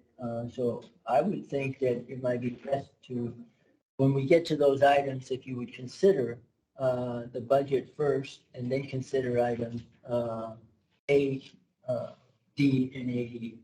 There's no objection. We will do that. Following item 8C, we'll go to item 8F. And now we're on item 8A, product provisions, virtual meetings. Okay, and I'll turn it over to our district council to, I'm happy to do it too. Okay. Yeah, new council, same resolution though. This is the one I imagine you've been seeing at every meeting. It's the continue the emergency under AB 361 so that you can use teleconferencing, including the systems that you're currently employing. And if there's no questions, I can conclude the report. Well, are there any questions from any board members? No. You're right, it's a routine matter. Let's make a motion. Make a motion first. I'm Second. Director Gray makes a motion, Director Williams seconds, and Director Alvarez, a comment. Well, I'll make the same comments I have made every month since I think February or March, when I said it was time for us to move forward and not rely on having to do this every month, but that we should return to in-person meetings and have hybrid meetings where the public can participate, but that the board members should be present. COVID is going to be around forever. It's not a pandemic. It is endemic. It's not much different than the flu anymore. And to treat it differently, I think, fails all of us in dealing with the reality of it. So I will be voting no on that. Thank you, Dr. Alvarez. You're very welcome. Any other discussion? Please call the roll of the motion. Yes, President Deere. So we'll start with Director Alvarez. No. Director Deere. Yes. Director Williams. Yes. Director Gray. Yes. Director Houston. No. The motion passes by a vote of 3 yes and 2 noes. So we're extending this item for one more month. Go on now, item 8B. Okay, and that takes us to our community outreach event, and we have our manager of admin, Julie Frazier Matthews, who will give a presentation and the recommendation. Julie, please. Thank you, Greg. Good afternoon again, President Deere, members of the board. This item before you is for our community outreach event. This is the 10th Council District Women's Steering Committee 44th Annual Award Scholarship. This is coming to you today at the recommendation of Director Gray, who would like the board to consider sponsoring this event that will be held on Saturday, July 23rd, 2022. And would like the board to consider a $3,000 sponsorship. This would be for an advertisement promoting district awareness. This item was not reviewed in front of the Finance and Admin Committee. We got it after we had already posted that agenda. Therefore, in order to make it before the 10 days that is in the admin code, if the board would consider this item, again, this item is for a $3,000 sponsorship, and the approval of this outreach, should the board deem so, would leave a remaining balance of $72,000. So with that, I would like to read the recommendation that the board would approve the sponsorship request by Director Gray for the 10 Council District Women's Steering Committee 44th Annual Awards and Scholarship Event to be held on Saturday, July 23rd, 2022, in the amount of $3,000. Okay. This is Board Member Houston. I'll move the item. Is there a second? Second. Williams second. Any further discussion? Director Alvarez? Yes, I will suggest that maybe instead of sponsoring at the $3,000 level, that we consider sponsoring the table for 10 people for $1,500 for the same reasons that I previously had with respect to the sponsorship of the Urban Water Institute. You want to make a motion to amend? I will make a motion to amend that we sponsor a table for 10 people for $1,500. Is there a second to that motion? To amend. Hearing none, that motion fails. All right, any other discussion? Please call the roll. Director Alvarez. No. Director Deere. Yes. Director Williams. Yes. Director Gray. Director Houston. Yes. Okay, 4-1. Passes 4-1. And okay, now item 8C. Okay, and that takes us to our award agreement for real estate services. This is in support of our effort to look into relocating from the headquarters building here to a new location. We have our Executive Manager of Finance, Margaret Moja, to provide a presentation and a recommendation. Yes. Good afternoon, directors. The item before you today begins, I believe, on page 274 of your packet. And as General Manager Greg Reed had mentioned, that this is an item that has been before our board beginning in January 24th, 2022, when the board made the decision to look at relocating our district headquarters to an alternate location. The purpose of this particular action today is to identify a real estate firms to be able to provide us services in the areas of selling the existing facility, performing an analysis of alternative locations for the district facilities, and to lead in the purchase and or lease of a new district headquarters. On April 4th, 2022, an RFP was sent out to our list of vendors that were on our e-procurement system. We did receive on April 19th 3 proposals, and those proposals are noted for you on the next page 275. And you see the table there that lists the 3 firms that were identified: Adele Richardson and Associates, Jones Lang LaSalle, and Paragon Partners. Based off of the review of those proposals and a separate sort of analysis done on its price as it relates to giving them scenarios as it relates to if we were to sell, if we were to purchase, and if we were to do nothing, what would be the cost associated with that. And based off of those scores, it was recommended for Adele Richardson and Associates out of Inglewood, California, to be able to provide these services for us. Adele Richardson Associates is familiar with us. They have done some previous work as to looking at our existing facility and seeing about opportunities that might be within our service area. But in the separate effort here, they did demonstrate that they understand the work ahead of us. They have a dedicated team of individuals that's there. And from the pricing perspective, again, if we were to do nothing, there would be no cost associated with us. If we were to sell this building, there would have a flat fee of $75,000. And in the case of if there's a lease or a purchase, that they would work with the counterpart to ensure that the cost would be borne by that counterpart and not by the district here. And it's for those reasons that we are recommending, again, Adele Richardson and Associates to provide these services to us. With that, I'll read the recommendation. I'd be happy to then answer any questions. The recommendation is that the board authorize the general manager to enter into an agreement with Adele Richardson and Associates for real estate services for $75,000 to be paid to Adele Richardson and Associates upon successful sales transaction, and purchase or lease of the property would be negotiated to be paid by the purchaser or lessor. And with that, like I said, I'll be happy to answer any questions. Are there any questions? I hope that, Is there a second? Well, I do. I was waiting to see if anybody else had questions. When you advertise this, I know that you said you put it on the website. Did you do any reach outs? Yes, we did. Who did we reach out to?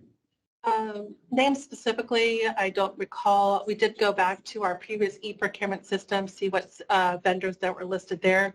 I also received about 3 or 4 names to reach out to. One of them actually was Jones Lang LaSalle, so they did weren't on our original list, if you will, but we were able to add them to the list. Again, they're out of El Segundo, so nice to be able to see that there. And there was a couple other names.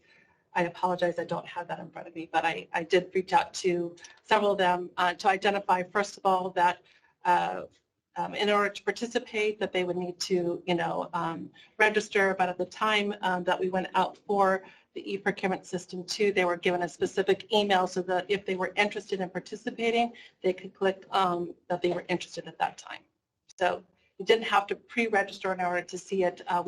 They were specifically given an email at that time as well. Okay, so the firms that you reached out to are primarily relocation firms that deal with right-of-way issues and that type of things. And I'm familiar with all the names. So why did we not reach out to conventional commercial brokers such as CBRE, Marcus and Militia, Cushman and Wakefield, that are more involved in the transactions of selling major commercial properties such as this? It's my understanding, and again, I fail, but CBRE is one of the names that I do remember contacting. Never heard anything back from them. I don't remember the whatever. Marcus and Militia. I don't remember if that was on my list or not. But yes, so I know that there were 3 or 4 specific ones that are in our service area that I did reach out to. Did you ask them that we just might be interested in selling and not the other components that were in the RFP, which have to do with the relocation issues? And they had identified the RFP as the collective service of all, not specifically on one task or another. I found it odd that if we really want to sell the building, that we wouldn't be engaging a commercial brokerage firm that specializes in that as opposed to the relocation firm. And have also sold buildings. I understand that we will be selling it for a smaller cost to us at $75,000. A little louder, they can't hear you now. Don't these things work? They do. But still can't hear if you're on the virtual platform. I think on the virtual, they can hear you fine. It's just in the room acoustically, if you could just speak a little louder. Okay. Perfect. Thank you. They're not going to like me to speak this loud. Yes. No, it's not. It's how often you speak is a problem. Well, that's a problem too. And the other problem is not only that I speak often, I speak on issues that no one wants to listen to. No comment. I'm listening, Director Alvarez. We're all listening. Well, listening was probably the wrong word. Don't want to hear what I have to say. Oh my gosh. But that's okay. It hasn't stopped me before. It won't stop me now. What I said earlier is I was a little concerned that we went out and reached out to firms that are really more involved in the relocation business, and I'm familiar with all the names of the firms, including the ones that jumped us out that didn't submit, as opposed to a more of a commercial brokerage firms that are the ones that actually do sell buildings such as this and do commercial transactions. I think that the difference in the price might pay for their fees are based on a percentage. The percentage is negotiable. We're now entering into this in a flat fee. So that was my first comment that I had. Second comment is, are we right now saying that we're moving forward with awarding a contract solely for the sale of this building or for their entire submittal package, which includes additional services above and beyond the sale of this building? And I believe, so that was the next question. Yes, as identified that this would be for the sale of this building as well as for the additional services to relocate to a new location. Okay, so with respect to that, I think that at previous meetings that we have directed the staff that all we wanted to do was proceed with the sale of the building at this time, and then we were going to have a separate meeting to decide what was the direction that we would be taking in terms of the relocation. And once we determined that we would come up with an appropriate course of action. So I think, one, that we haven't followed what the previous direction that we have directed staff, which was just the sale of the building and the sale of the building only. And it would be premature to engage a relocation firm for the full level of services that we're doing now. So that's the bigger concern that I have. I think that right now, we ought to just move forward with the sale of the building. I'm not quite sure that a relocation firm is going to sell the building as quickly as a commercial broker, which has a higher level of outreach, if you will, and better known out there in terms of potential buyers. Most potential buyers are contacting and dealing with commercial brokers and not with relocation firms. Relocation firms can do a very decent job and have in the past represented their clients very well. And Del Richardson and Associates is one of those firms who has a very good performance track record. It's just that in moving this forward, if we're going to sell the buildings, we got to do it as quickly as possible. We got to do it with someone, a firm that has much higher level of exposure. So with that, I would move that this item be carried to a future meeting after we've decided the direction of what we're going to do in terms of relocation of our facilities. Is there a second to that motion? I'll second it. Yeah.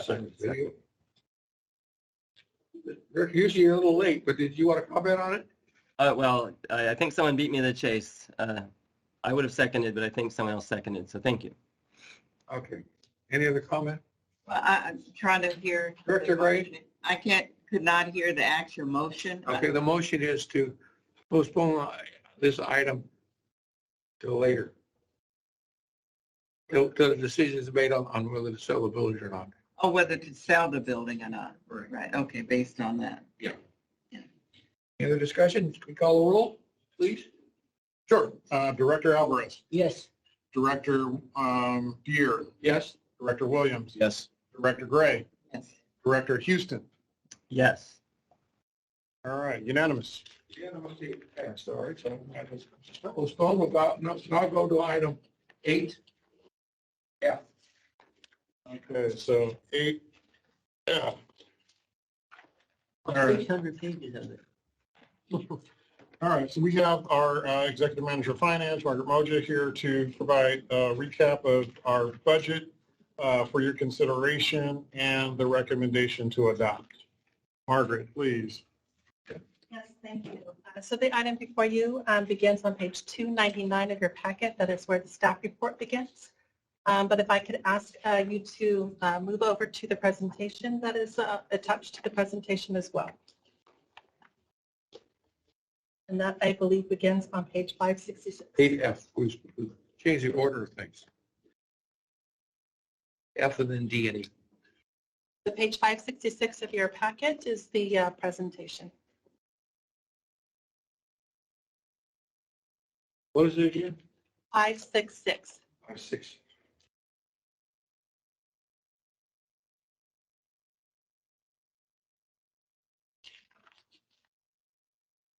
Should I make a clarifying remark about the scope of, and I'd like to take a moment as we have the Finance and Administration Committee presentation on this, and there were 2 items that were presented. One was this budget, and a related matter was the presentation of a CIP, Capital Improvement Program book and proposal. And what we've done for today's meeting is to incorporate that CIP component into a single package rather than to have 2 separate authorizations, one for the complete budget and the other being what essentially is a component of the complete budget. So we've, streamlined that process into the single presentation that Margaret is prepared to present on, and perhaps Barkhead may be assisting with that presentation. All right, well then let's move on to page 567 of your packet.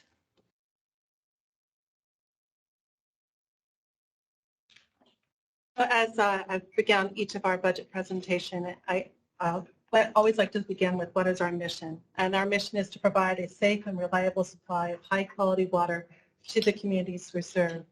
And throughout the number of presentations that were there and the conversations that we've had throughout the past few months, really is to demonstrate the importance of what it is that we do for our community that we serve. Let's move on to the next page, page 568. And this is just to recap, if you will, the budget workshops that we've had for this particular fiscal year 2022-2023 budget workshop. Beginning in January, on January 19th, we started the budget with a schedule and a set of priorities. These were priorities that were established or reviewed by, or prepared, I should say, by the staff and then reviewed with the board at that time to share with you where is it that we were to be spending our energies and resources, if you will, in the fiscal year 22-23 budget. We moved then on into February, where we talked about our labor and benefits and our memberships and sponsorships. Again, both of those are an essential part of who we are and what we represent here to our service area. In the month of March, on 9th, 10th, and 16th, we shared with you our program budgets, beginning with recycle water operations and technical planning on March 9th. On March 10th, we talked about public information, education, and the water use efficiency. And then on March 16th, we talked about our water policy and resources development budget, along with our overhead budget. Each of these program budgets talked about the underlying assumptions, provide you some trend information, an analysis between last year to this year so that you can get a sense of where we are seeing the impacts or changes year over year. Then we move on to April, and in April we began on April 6th with water sales assumption. As the majority of our revenues was generated by revenues from our water sales, we wanted to make sure we had an understanding of what our water sales assumptions are. You know that we are highly dependent upon, if you will, our imported water sales for delivery of water. And of course, with the drought messaging that's there, we wanted to understand what is happening at the statewide level and on a regional level, and we provide you some information on that. We also then shared with you what our water sales assumptions are on a recycled water so that we can get a sense of how those numbers shape, if you will, our recycled water budget. On April 13th, we then took all of that information from our program budgets, our water sales assumptions, our labor dollars, and we provided you an overview of what our revenues and expenses are so that you can get a sense of sort of what is sort of the pluses and the minuses, if you will, to get to what we're recommending for this year. On April 20th, we did have a report from our engineering team to talk about our capital improvement budget, and we also talked about the funding, particularly for the projects that were initially identified to you. Then on April 27th, we did provide you a long-range financial plan. Again, we are looking at a fiscal year 2022 budget, 22-23 budget, but in doing so, we want to make sure that we have a long-term view as it relates to our financials and not just be cognizant of just what is happening today, but what is happening to us in the future so we can adequately plan for it. But on April 28th, we met with our customers and shared sort of a recap, if you will, of those workshops that we had all the way up from January up until April, so they can hear from us directly and see what input or comments they had at that time.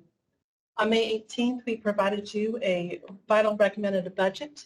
It was at that time that we shared with you some scenarios, if you will, as it relates to our CIP program, and we will have a slide later that talks about what specifically is that and how we are going about with the funding source of that.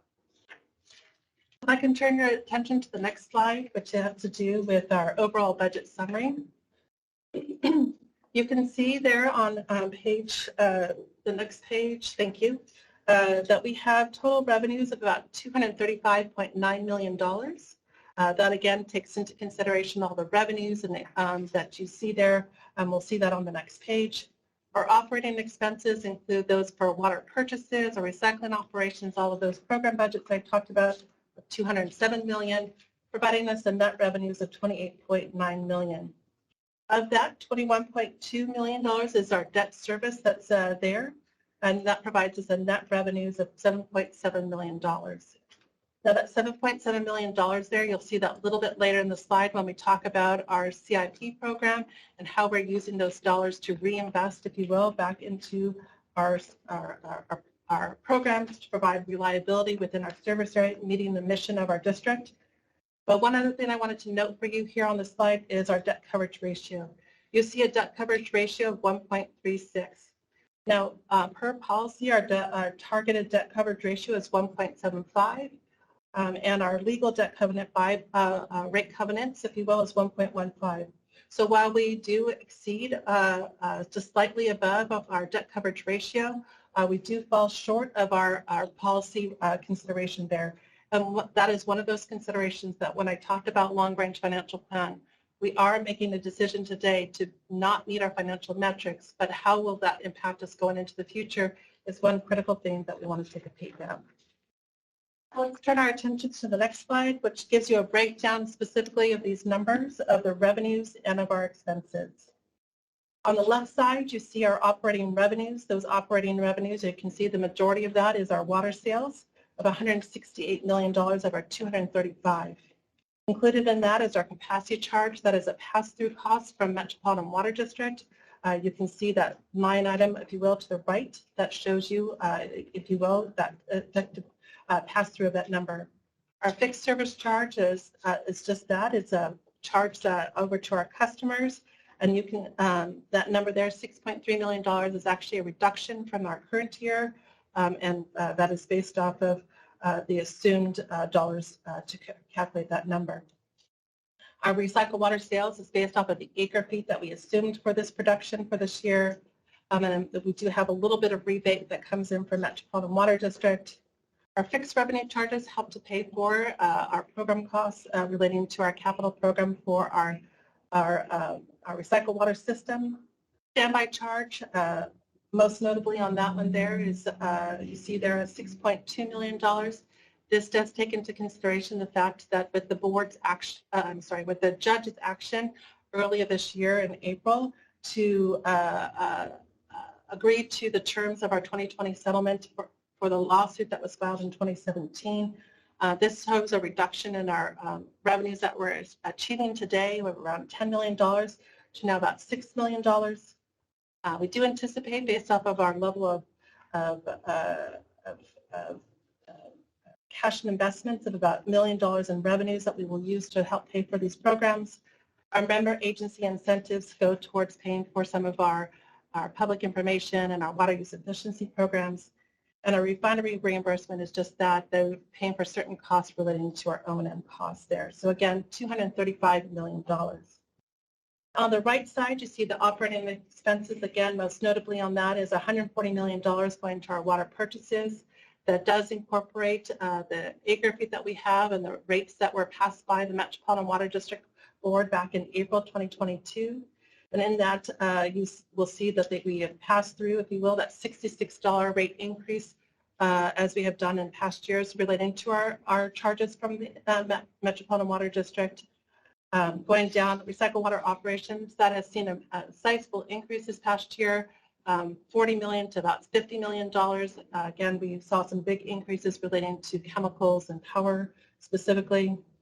But the board's action to take to divest its interest in desalter operations, we have no budget associated with that. We should see the full decommissioning here in the first quarter of 2022-23. And the other program costs that you see there, technical planning, public information, water policy, water use efficiency, all of those represent the level of efforts that we do here that bring our staff here every day to do the good work here for the district. I mentioned to you already the debt service that does represent our investment into our facilities, and that designated funds, PAYGO, that $7.7 million I already referred to you. Going to the next slide here is another set of assumptions that was used for us and key for us in our determining our budget. And you can see there on the left-hand side is our imported water purchases of $109.9. So if our retail sales there, you can see there that we had a budgeted sales of $103,000 this year. Our retail sales are anticipated to go down to about $101.3, recognizing the fact that we are starting to see the community's response, if you will, to drought messaging and conservation as a way of life. But we are anticipating some additional refinery potable sales coming through in fiscal year 2022. And then we have our barrier sales both to the Dominguez Gap as well as the West Coast Barrier. And then on our right-hand side is our breakdown of our recycled water sales. As you see there, $32,643 is our anticipated sales for our recycled water system. Moving on to the next slide here, we have our expense assumptions, and this again just provides you an overall review of our staffing.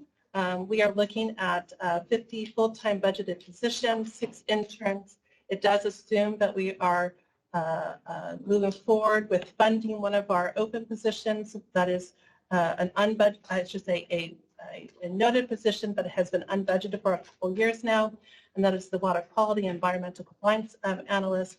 And it's based on a merit pool of about 4.3%, certainly not at today's inflationary rates, but the rates that was determined based off of calendar year 2021.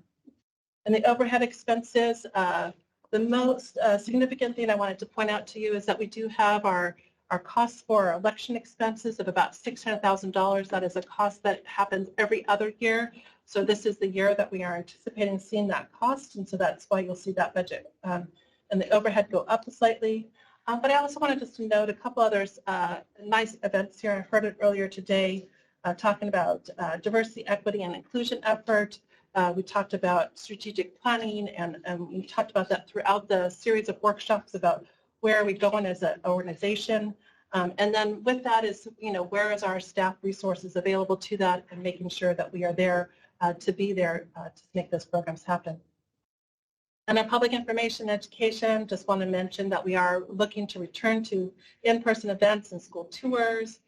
We're looking to do some celebration of our 75th anniversary.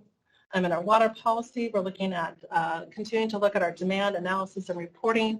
Again, responding, if you will, to the potential decrease in our water sales, again, with the significant drought that we see today.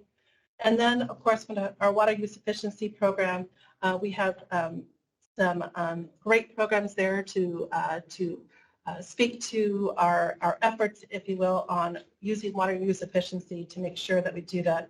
And I know the board just took an action today to move forward with the SoCal Gas Efficiency Partnership, and that allows us to be able to do so. On the next slide, you see the assumptions as it relates to our recycled water operations. Again, we have some costs there that are pretty significant. Most notably, as I mentioned, is that chemical cost increase. Year over year, it's gone up about 40%. We've also seen an increase in our electricity usage, and that is mostly due to the fact that we anticipate having higher barrier water demand.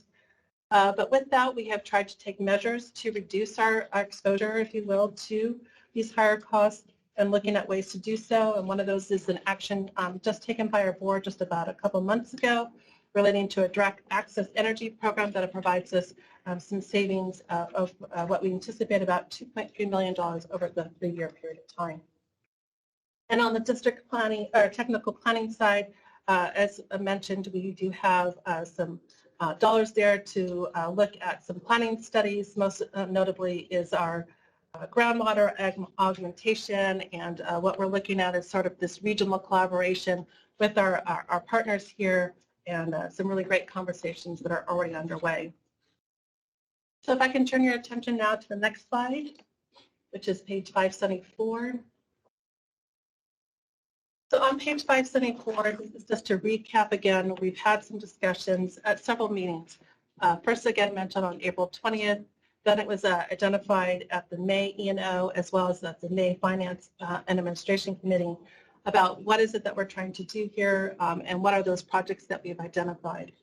So originally we presented to you $57.9 million in projects there, but understanding that we are in a situation where we want to see sort of where we are going into the future and where are we already committed to projects. Scenario 2 and Scenario 3 were provided to the board for discussion.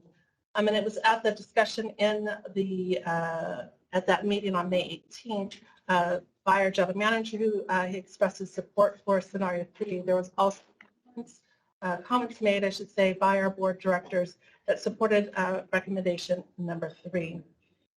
With that said, how are we paying for $45.6 million? Again, we have been very fortunate to be able to secure some funding as it relates to 2 of our significant projects. Majority of our spending, if you will, is on 2 projects in particular. One is the JMM Carson Regional Water Reclamation Plant, Phase 2 expansion. We've secured funding not only from the state but from the customers as it relates to this particular thing, but also for the PV lateral project. Again, we've also secured some state loan associated with that, some grant funding, Prop 84 and I believe Prop 1. And we've also secured some customer contributions in that regard. So $28.7 million is coming from a third-party source, if you will. Now, granted, some of it is a state loan, and those are at a very attractive rates.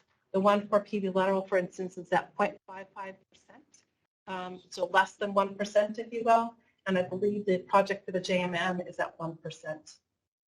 Now, you've seen that next number again several times, the available PAYGO funding. So again, we're taking that $7.7 million. We're using it towards those projects that have been identified and are specifically identified within the appendix to our exhibit, to our budget document. And also, too, we are drawing on our reserves. I know there's been comments made that, you've got money that is below your minimum target, and that is true. And so we are responding by drawing a significant portion of it in 1 year. Again, also making sure that we have the lens for a multitude of years, but trying to make sure that we can most notably try to use, if you will, our own dollars as opposed to moving forward with any sort of issuance of debt. And you can see that issue of commercial paper at 0. So with that, it takes me to my final slide, which is that the board, our recommendation, which is that the Board of Directors adopts the fiscal year 2022-2023 budget. And with that, I'll be happy to answer any questions. Perhaps Margaret, well, I'm sorry for interrupting. Oh, go ahead. We're now to question time. Go ahead. Well, I think there was significant effort by staff in the, preparation of the budget over the course of multiple workshops and then culminating in the budget book that has now been presented for adoption. And so I just wanted to allow Margaret to recognize those key individuals. Thank you for that opportunity. Perhaps that should be after the vote. I don't know. Well, let me take the opportunity here. While I may have been the spokesperson throughout these number of months, and certainly Barkev and his team certainly have shared on the CIP, this effort is the employees that show up here every day to make the district who we are today, to come up with those programs, find that funding for those particular projects. So it is not just the work of the finance department, it's the department managers, it's the staff, every one of them had the opportunity from the very beginning to be a part of this process. But most notably, I've had the fortunate to work with Marianne Brextrode, who's right next to me, my manager of finance, to help me guide through that process, along with some of my staff, Allison Ton, who also works on the behind the scenes and pulling all the other information together. And then I would just like to credit the fact that we are trying to find ways to save dollars as well by looking internally to work on developing a budget document ourselves. So I want to thank Scott for her efforts in putting that document together. Historically, we've gone outside and worked with a vendor to help us with that, but today is all built in-house. And so I want to thank particularly all those individuals who have really put blood, sweat, and tears here, showing up every day to make this document something that's there. I understand it's a difficult year. I know we're dealing with inflationary times, but this is a responsible budget that I'm very proud of, and I want to thank the team for their efforts in putting together a document that I think the board should be proud of. And I'll just add my own comment that, I thank Margaret for orchestrating a significant process and at the same time bringing on board a new general manager to participate along the way, and I personally appreciate that. Is there are there more questions from the board or a motion from the board? Okay, well, you have questions? Yeah, I have a question, and it has to do with a comment that was made during the oral presentations or questionings. Public comment period? Public comment, I'm sorry. And that's related to a couple of letters that we received from, or one letter I know that we received from the city of Manhattan Beach. And I think it's those two items, because I think the one from the public had to do with the question coming from, or not a request, but that did not agree with our budget. I'll put it like that. And that is this city of Metro Palos Verdes.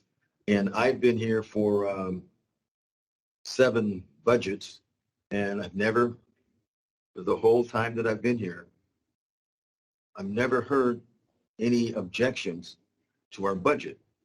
And I'm just wondering what's bringing them out, that these folks have an opportunity to speak long before now, because we have open meetings all the time. And so can anyone answer? What are they concerned about that we have not spoken about? Well, if I may, the notes that I captured during Karina Benala's comments were that The rate increase that's being implemented by Cal Water ultimately, as perhaps as it relates to the actions that we're taking, present a financial impact to the community, in particular the senior citizens who may have a fixed income and that, you know, it presents a hardship in that case. And so therefore, you know, there's an opposition to that rate increase. I think the comment also was to the effect of the $80 million that we have in reserve exceeds our reserve target by $25 million. There's also a question of the percentage of the rate increase as it compares with the average MET increase. And then we also have the adjustments that we're proposing to our own surcharges as well, the reliability service charge and the fixed service charge. And then there's a question of what, well, a comment was made about this being a violation of Prop 26 and that no projects have been identified that need to be undertaken and that this is just a financial burden during a very difficult period with perhaps, you know, financially speaking.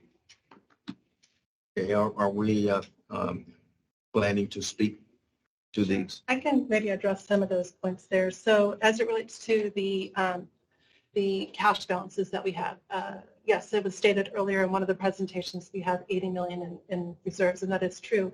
That being said, we are drawing about 9 million from there. Our target is around $55+ million that we need to maintain, and so we are taking a good chunk of it there. I will also mention that at the end of this July month, we will be making a $14 million payment there. So if you take that $14 million and the $9 million that we anticipate drawing from there, that does take us down to our minimum levels there. So now, granted, it's, you know, we'll see how the year comes through, and we may, you know, not see ourselves, you know, spending the dollars as we anticipate, and or water sales may be higher than what we anticipate, but we will continue to monitor that and share that with the board. As it relates to the increases, Met did describe their rate increases as being an average 5% increase. However, that 5% increase does anticipate different types of water. That is Tier 1 water, Tier 2 water, treated water, untreated water, different charges being their RTS, their capacity charge, and their commodity rate. How it translates to us is actually 5.8%. So the Met increase is about a 5.8% increase, not a 5% increase. And so that is something that I think is important for us to note, that while they might say it's 5% overall to its community, to our community, it's a different number. And then specifically as it relates to our charges, it relates to the impact of the West Basin, or even the impact even of the pass-through the metropolitan water rate increase. We did take a look at what it was for that rate increase and calculate it to be about 20 cents per cubic, 100 cubic feet, and about 2 cents on our rate. So overall, 22 cents. And that is if it assumes that if you've taken 100% imported water versus if you have any groundwater, it certainly could be less than that. So depending upon what your usage is on any given month, it could be, you know, a different impact. For me, it's about, I use about 3 CCF per month. So that's about 60 cents, if you will. That is, you know, you could see that is from the metropolitan, another 6 cents to me. So 60 cents, 66 cents. But on average, I would say that the community is probably about around 10. So that you can see is about $2.20. But it could be more or less depending upon, again, if you're a community that does take groundwater or not. So that on average, we see that it lower a little bit to about $1.80 per month. So that is fully loaded with all the Met increases as well as any changes for the West Basin rates and charges. So hopefully that addresses the points that were made by the commenter. To me, but what about to the folks who need to hear it? I believe they're still online. So, but you know, we can certainly communicate that as we message this out. If the board does adopt the budget and adopt the rates and charges that are coming up next, but we certainly can work with our public information team to communicate what it is. Again, we're seeing our rate increases as being less than what is inflation today. And again, in order for us to maintain an existence, for the next 75, we need to make smart decisions. Smart decisions that don't just look at where we are today, but where we are planning to be in the future, and make sure that they're measured throughout that period of time rather than going up and down as the numbers are presented to us. As I had mentioned earlier, we had asked the general manager to respond to the letter from the Water Association. You just did so. That's correct. We reviewed the letter with you, Board President.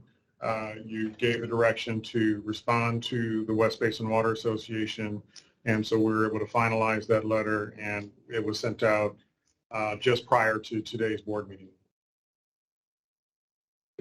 Prior, Mr. Chair. Go ahead. Prior to this meeting today, had we heard anything from the city of Rancho Palos Verdes? Nothing from Rancho Palos Verdes now. Thank you. Chair. Director Wade, great. Thank you. I think it's important that the message is really communicated to our public, because perception is different than reality sometimes, but perception is their reality.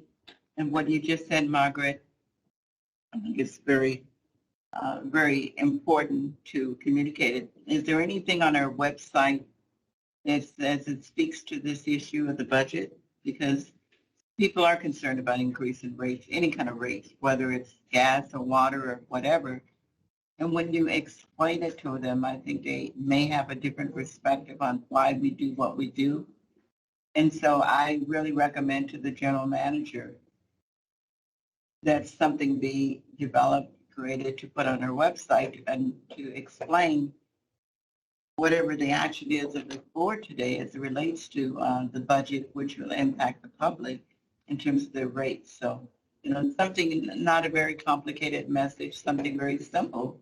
And any household, any person would want to know, why are you asking for this and what is the real deal? You mentioned if you use so much water, then your rates may go up. So you give them a range. So I think that's important, is what I'm saying.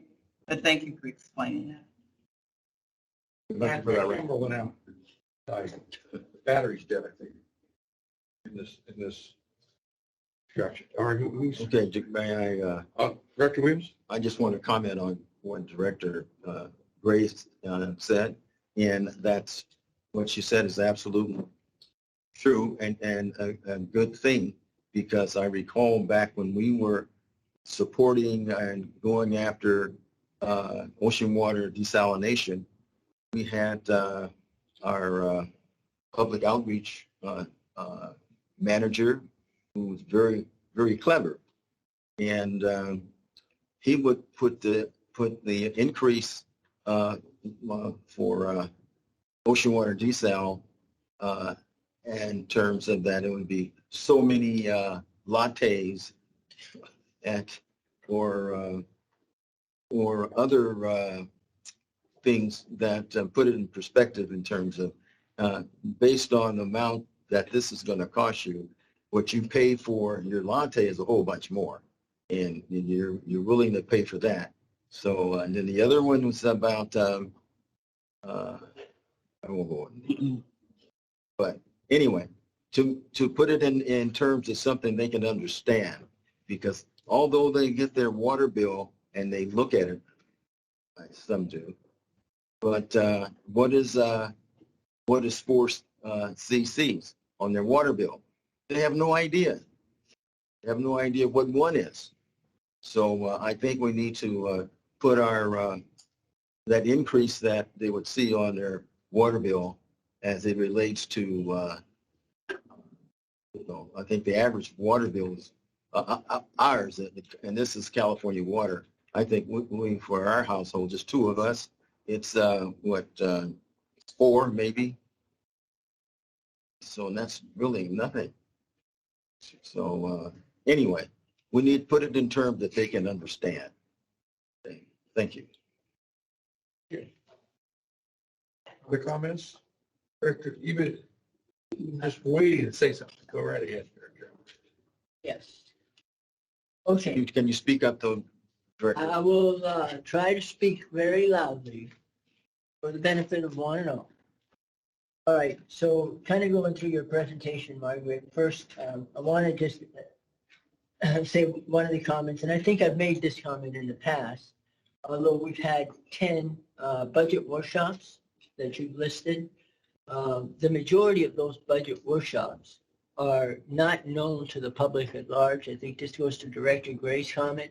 Even if you look at the district's website today and you go to our webpage, there is nothing on the webpage unless you start clicking through and get to the agenda that tells you that the budget's being considered at this meeting. And I just pulled it up. Nothing on the webpage, but not the front of the webpage. It talks about the drought, talks about a few other things that are highlighted, but nothing about that there's a budget under consideration today. And that has been the case for all 10 of the past meetings, that if you went to the website, you never knew that there was a budget under consideration. I think that some of our purveyors did follow it and got involved in the budget. But it wasn't because we've been transparent about the budget. This district, and this is now a speak for last year and in previous years when I was not on the board, but I would track the district's activities, has never been transparent about the budget. And so the budget is presented to the board. It's presented to the boards in little bits and pieces. And the board makes comments to those bits and pieces. I know I've made a lot of comments, and I know that staff has heard me repeatedly to the point where I'm sure that it becomes, there he goes again type of thing. But I will continue to speak my mind to that issue.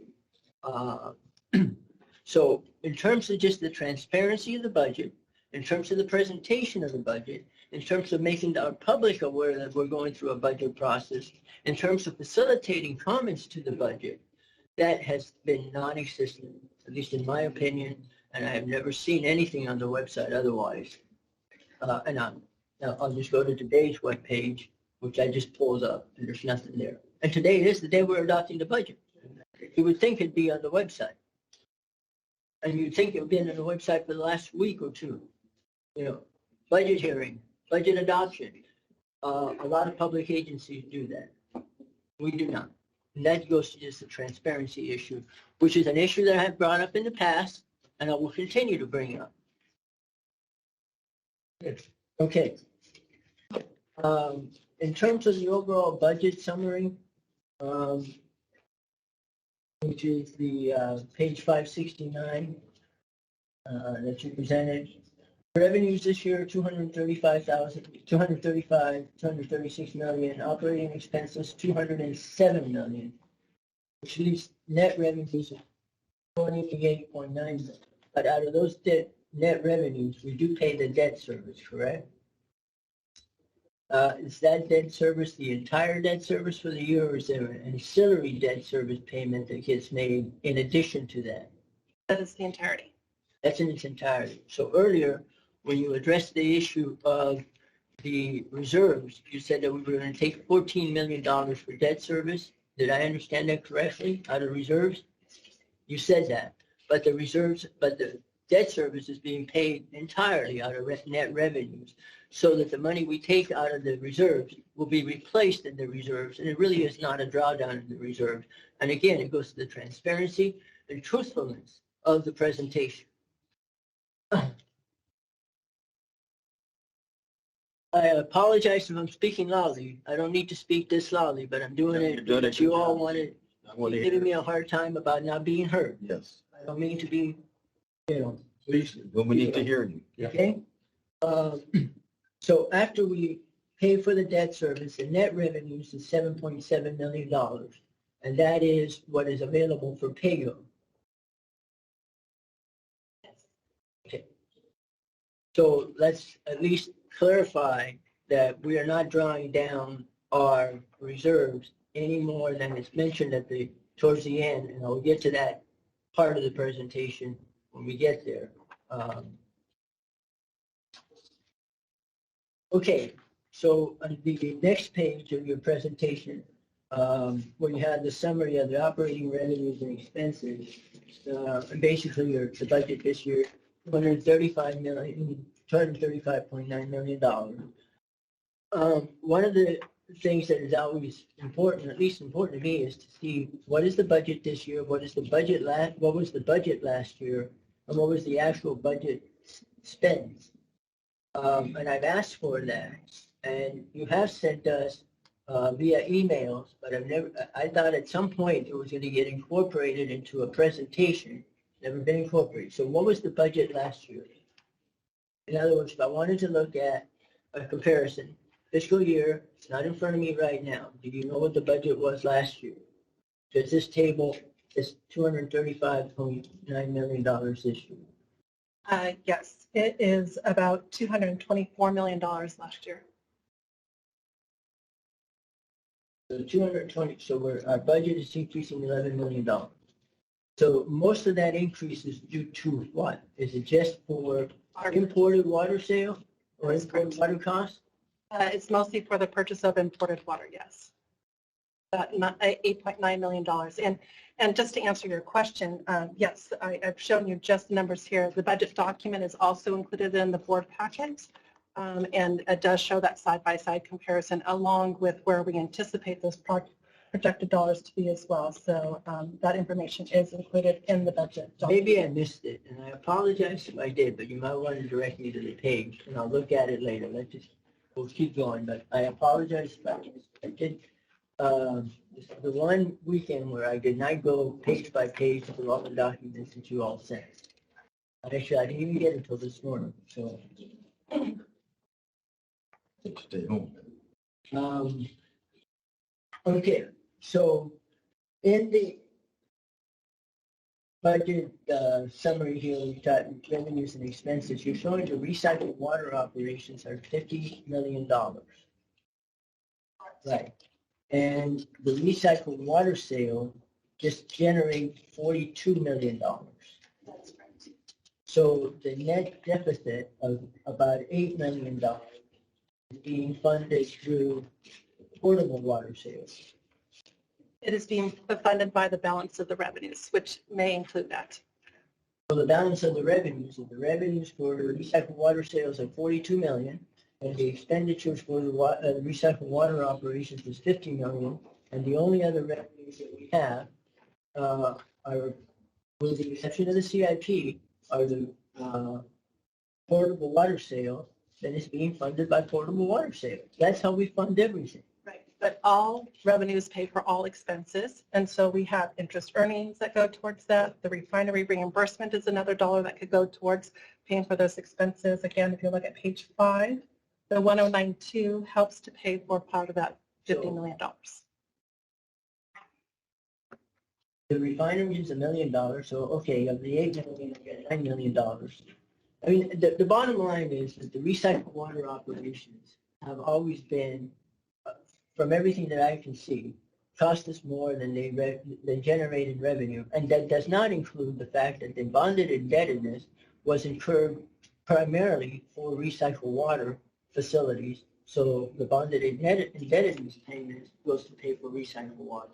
So portable water is actually subsidizing the recycled water system and has been for many years. So that's correct. I mean, we've been particularly hit hard this year with the increase in the costs, if you will. That being said, all revenues pay for all expenses. Some of those fixed revenues that you talk about, so the standby charge, the fixed revenue charges, those help to defray the costs relating to the debt service. And so those are some of the things there. Yes, that is, but as a service area that is looking to provide reliable water to the communities we serve, that is all waters that we're seeing there. So I understand your point on the recycled water portion of it. okay. And the standby charge, we had mentioned in the past, that was a charge that was out there, generated $10 million a year. The purpose of that was to subsidize the recycled water system when it was originally put on the property tax rolls. And we have now gotten someone shiny court, and we are losing that revenue. And we did reach a settlement, and we'll be ramping down 6 million this year, then bumps up to 7, and then over 4 years goes to 0. That's correct, in So 8 years. we're losing that. We need to keep that in mind as we move forward. Agreed. And that's why we take a long-term view of our financial records. Yes. So in looking at that, I really, and I know that we've mentioned it, and I keep getting the same thing. It's very difficult to control those costs, et cetera. And we have seen significant increases in chemical costs and other costs. We do have a contract operations contractor that operates the system. I suggested that we might want to negotiate with that contract operator for a reduction in their cost of service. I understand that it's very difficult, given the fact that they would have to just agree to do it because we have a contractual obligation. It gives them an automatic CPI increase, et cetera. A very generous contract that we have with our contract maintenance contract. So maybe that would be something that we might want to revisit in the future.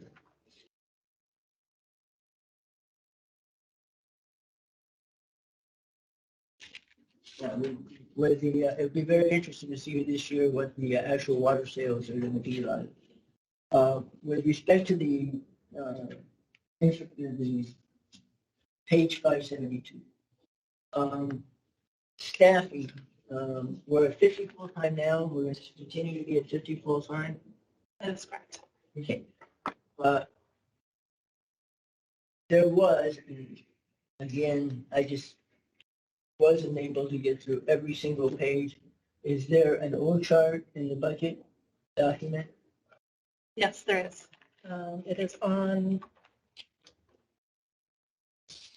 page, well, if you look to the document, I don't have the one from the website, but it's page 90 of the document itself.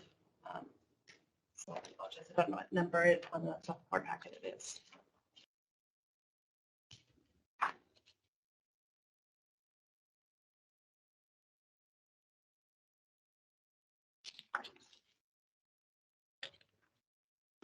Page 90 is packet page 391.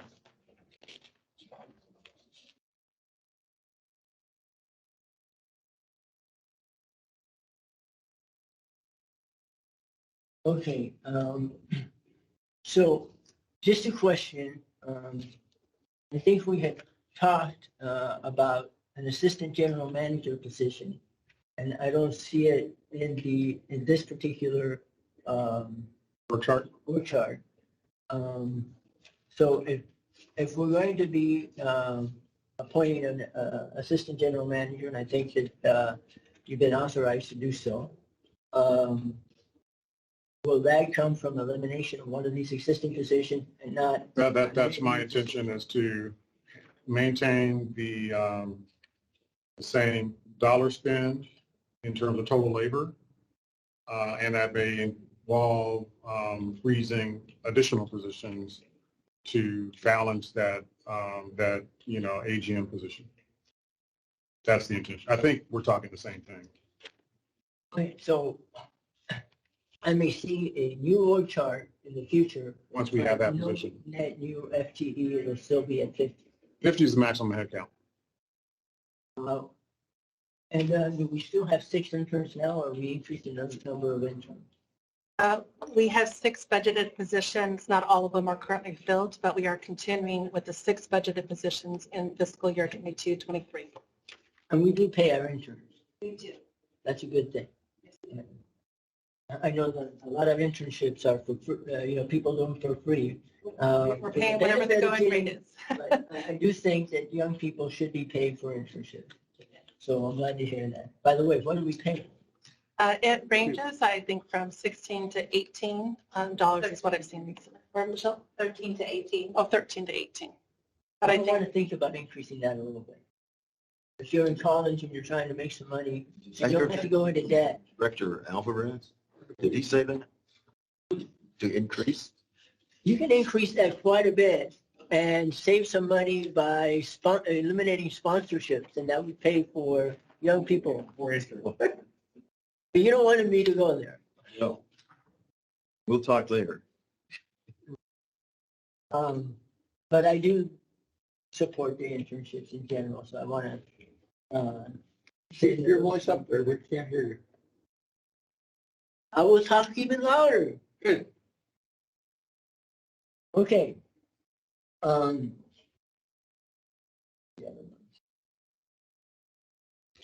know, I know that we are where we are. I think as we went through these different programs, I addressed where I thought that there could be potential savings in almost all of them.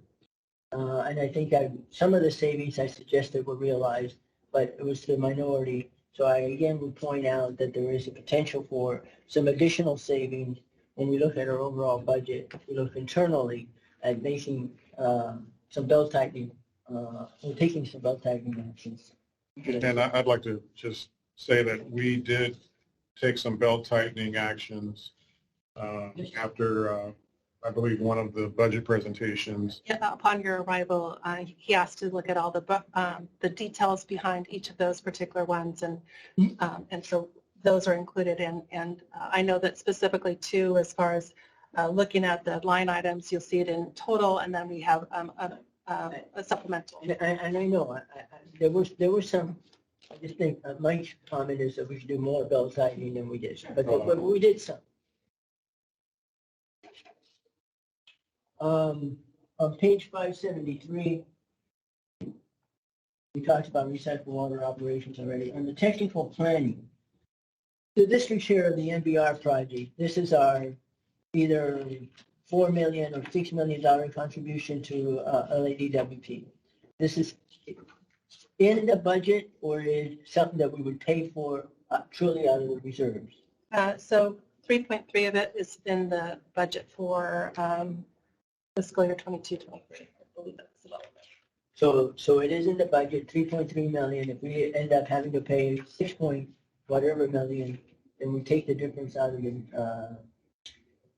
or wherever we would take it out, most likely reserves. Reserves.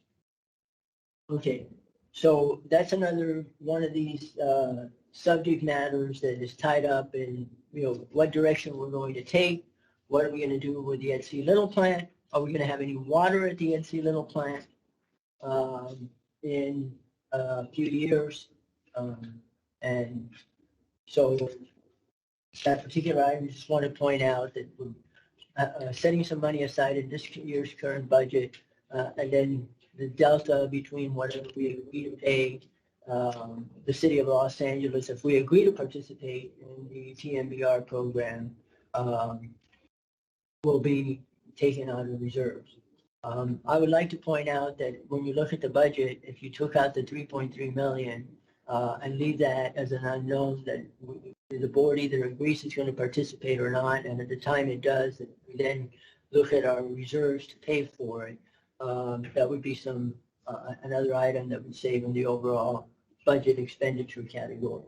Certainly, although that being said, from an accounting perspective, the day that you incur the cost it has to hit the book. So even if I'm pulling it from reserves, it's going to hit the bottom line in that particular year. I disagree. Just want I agree, but there's a funding side and then there's an accounting treatment side, and it does affect our coverage depending upon it doesn't have to be budgeted for. There are unaccounted things that we can pay for. They come up that are not budgeted. Right, and that will affect our coverage. Yes. And that's why it's included, because it is affecting our coverage if we make that payment, correct. I understand the board policy, and there's a difference also of what is, this district, let's be very honest about it, can have a much lower level of reserves and still go out into the bond market if we truly need to go out of the bond market, and we will get people to loan us money at a very lucrative rates. The demographics of this region and the ability of the agency to pay, if it's well thought out and reasoned and supported by facts, et cetera, it's not going to hold us back. So I'm not one that buys into the theory that you have to have substantial reserves. I understand that our financial advisors will always advise that. That's what they do. And when we had that conversation, I do recall asking our financial advisor, what was the criteria? And at the end, they agreed that the criteria of the comparison agencies that they came up with was objective, not subjective. And they could have come up with other agencies and shown that our bond rating was much higher. They chose the agencies they chose because their bond ratings was higher than ours. That being That's said, just a comment.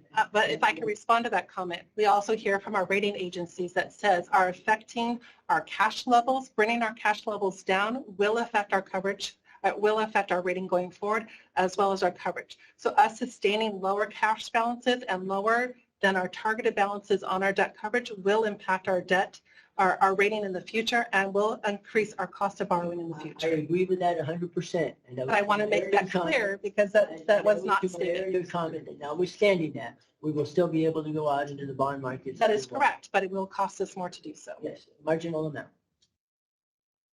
Yes. Okay, so on the update of the emergency response plan was something I already had commented that we really don't need to do that. That is not required of us, that we volunteer to do that. So that would have been a savings there. Also on the technical planning, I know we talked about the cost of service. I know that we talked about the groundwater augmentation. But remind me, what's the interconnection feasibility? That is the conversation around our regional partners and working with our different partners like City of Los Angeles, MWD, and seeing how we can all work together to solve the overall regional response, if you will, to the drought. So this is new, something that we have not discussed in the past. It was discussed discussing this at the committee meeting. I don't remember discussing this anywhere. This was discussed on the March 9th discussion where we had Mark had actually shared about what that study would entail. So, and the information is included in the budget document as well. Stand corrected if we discussed it. I don't recall that. Desi, are we getting done now with questions? It's Yeah. getting late. It's after 4 o'clock. I mean, I don't want to cut you off. I just want to remind you what's going on. I understand. Just going through it. So going, and I'm trying to go fast. Pick up the pace. So on page 574, we kind of do the CIP budget scenario. If I look at the recommended scenario and looking at the right-hand column where you've got the breakdown, it shows that we're not going to do any, no issuance of commercial paper.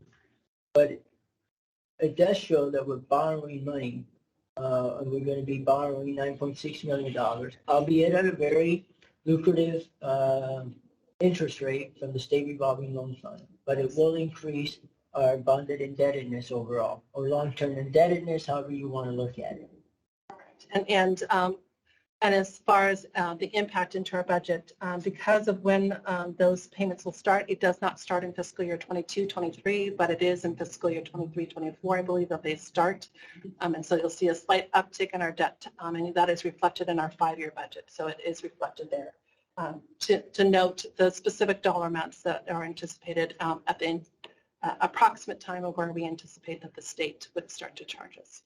No disagreement. Normally when you borrow money, depending if you pay monthly or you pay yearly, your payments are not the day you borrow it. It's whatever following month or the following year, etc. So no disagreement that it won't incur amount. But it does go to the issue of incurring long-term debt at a time when we're going to be seeing declining revenues unless we keep increasing our rates in order to make up for our loss of the standby charge and potential lower water sales if all these drought measures truly get people, and I think it will, because I don't think we have a choice, and it's the right thing to do, to conserve more water.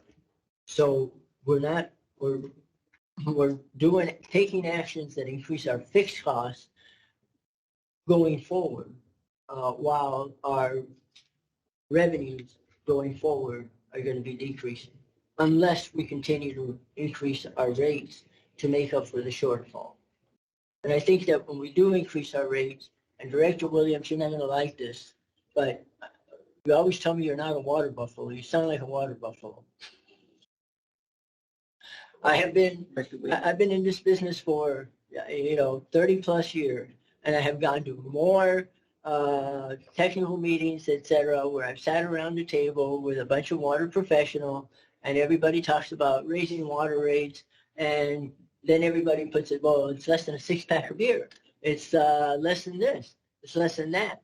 And I've always, and I've heard my share of grief from my fellow colleagues in the water field, said that is not the way we should be thinking of things. It is not the fact that it's a six-pack of beer. It is not the fact that it's a latte. It's the fact that it's an increase that will be there, and then there'll be an increase on top of that, and there'll be an increase on top of that. I can choose to drink one six-pack of beer instead of two a week, or I can choose to not drink a latte or two. At the end of the day, I have to consume water, and let's be very honest, yes, we have a volumetric rate charge, which is the right thing to do, because as a consumer, if you use more, you pay more. If you use less, you pay less. But at the end of the day, we're a wholesale agency, and a lot of the retail agencies have fixed charges. And one of the things that the retail agencies do is they use the justification that their water costs are going up, which is true. They're not making a misstatement. They're using that to leverage why they need to increase their rates. And if you are basically living on the margin, paycheck to paycheck, and you do pay for your own water, paying for water is a big deal. I work for an agency right now in the Central Basin, in a very poor community. The 100% of the community is a severely disadvantaged community. And we have a lot of people, they come in and pay in cash at the very end after 3 or 4 months when their water won't be turned off. And right now, because of governmental regulations, the amount due to the agency is significant because people know they don't have to pay their water. So it is an issue, and it is an issue to the ultimate consumer. And when we think about the human right to water and the cost of water, it is incumbent upon us to keep that in mind when we look at our budget, when we look at our expenditures, when we look at what we're doing. Mr. Okay. He was just breathing. He wasn't stopping. Oh, he took a breath. So I think that on the CIP, one of the things I saw was the inclusion of a CIP booklet as an appendix to the budget. I would like to make a motion that that be removed. A lot of those projects have not even been truly discussed, although they've been shown at the E&O committee, but not discussed, etc. And I think that the inclusion of that CIP budget at this point is premature, or that CIP program in the budget is premature. That the CIP, whatever we decide to do with the budget, if it's limited to the scenario that's presented and recommended, that is it, but that we do not include the appendix, which basically presents the much more comprehensive CIP than has been vetted, discussed, or agreed to at any level. And inclusion in the budget gives it that presence that it's been reviewed. And the fact that we review the budget doesn't mean that we really know everything that's in here. And it has not had detailed review. And if I can respond to that. So again, all of the budget information that is presented to here is to provide context. And in the CIP section, if you will, the appendix to the budget does provide language that says that these projects are still to be vetted by the team, with the general manager, with the board, prior to moving forward with them, just as you would before you go from planning to design to construction, that each one of those things are going to be vetted too. So I understand, but again, we're trying to show a 5-year perspective and to understand what those numbers could be, not that they are, but that they could be, is important to show that context there. It's, again, each of these projects are brought before the board for the approval before we proceed. I take difference with your presentation and your argument in favor of that, because I think it does, by putting it in the budget and adopting the budget, a lot of folks will look at that. We've already made that an issue in that the recycled water master plan, which was never approved at the time it was first presented to the E&O committee, we asked that it be brought back in a series of workshops, and I think we're going to start those workshops. That has not happened. However, it was put in the district's webpage, and other folks out there have looked at it and said, but it's in your master plan, that's why you should be doing that project. Some of these projects are projects that we don't necessarily need to do or want to do or are cost effective or have any rate of return and would be very costly for us. So along the same lines of reasoning that people have gone on to the fact that we have a master plan that we put out there, and it has a series of CIP recommendations, whether they've been adopted or not. Putting that CIP document in the budget will be problematic, and there will be people that will glob onto it. And I know that if, depending on which side of the fence I want to argue, I would argue it's in your budget. Okay, so I think that we would be best served to remove that from the budget, and I will make a motion to that effect, that be removed from the budget. All right, so given all of that, I think that we can go back and revisit this budget that you're presenting today and make it a more balanced budget so that we do not need to increase our overall rate structure. You're increasing the rates by 5%, just the district's rate, okay, by $12. That increases it 5%. That's our surcharge. And I would like us to look at being neutral to the revenue for the district. I understand that Met has passed their rate increase through, and whether we want to absorb that on behalf of our customers or we're going to pass it through. Either way, it's something that has to be paid. That's a done deal. We don't need to raise our rates at this time. I think we can revisit this budget. I think that we can be tighten our belt. We can revisit some of the assumptions in the budget so that we balance a budget without raising our rates by $12 or 5%. And it's very doable. Great. Thank you, Mr. Chair. Now, we've heard a lot from our board member as to how we should be operating, but we haven't heard from our staff that we, to advise us on these issues. So I'd like to hear from staff.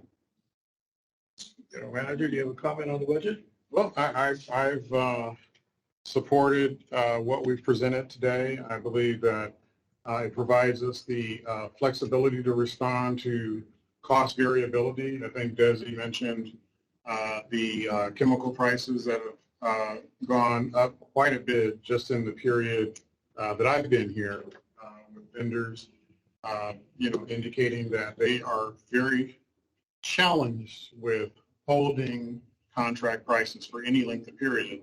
And so by having the proper reserves, by having the flexibility to respond to those kind of price variabilities, I think is a good thing. We, have indicated in the previous meetings that when it comes to the CIP, we have projects that we have committed to, and we're moving forward on those, such as the Palos Verdes lateral, such as the McDonald plant, which is currently under construction. The additional projects that have yet to be reviewed, it's my commitment as general manager to review those with staff and to invite the board to attend those, up to 2 members, so we can really get after the merits of these projects and assure that it aligns with the future direction that we're headed in terms of our water recycling program. So I feel comfortable with what we're recommending from a CIP standpoint. I feel comfortable recommending as far as the rate increase as it relates to our ability to respond to the conditions in the marketplace. And so I'm prepared to go forward if the board would so approve. Is there a motion to approve the budget as presented? After hearing from both of our experts, I'm going to have to go with staff. I'll second the motion. So, Mr. Williams, for clarification, you're moving, Williams, that we adopt the fiscal year budget 22-23 as presented. Yes, as presented. And second by Director Gray. Yes, I would like to make, And you want to make an amendment to the motion? I would like to make an amendment to the motion. If Director Williams would be so kind as to accept the amendment that the Appendix A CIP as presented be removed from the budget. And but the budget does have a CIP. It's the one that's presented in, we just went over it. It's 574. Of the budget presentation on page 574. So we do have a CIP in the budget. What we don't have is the document. Well, I'm not going to let you argue a point until I get a second to your motion. Otherwise, waste our time. Is there a second to his motion to remove the CIP budget from the full budget? Is that correctly worded? The appendix, yes. I can ask a question on that. Go ahead. To staff. Sure. What would that do for your operations? I don't believe it would have an inverse impact. Okay, then I'll second it. Okay, you want to discuss your amendment? No, I just think that, thank you very much for accepting that amendment to your motion. I don't know if he did that. He's just good. The board has to accept it as a group. The motion. No, No, I know it belongs to the board, yes. Go ahead.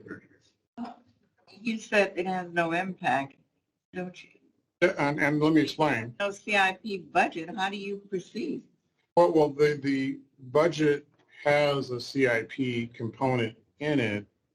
The appendix that was attached has elaboration in terms of which projects are in that CIP, the 45 million that is in question.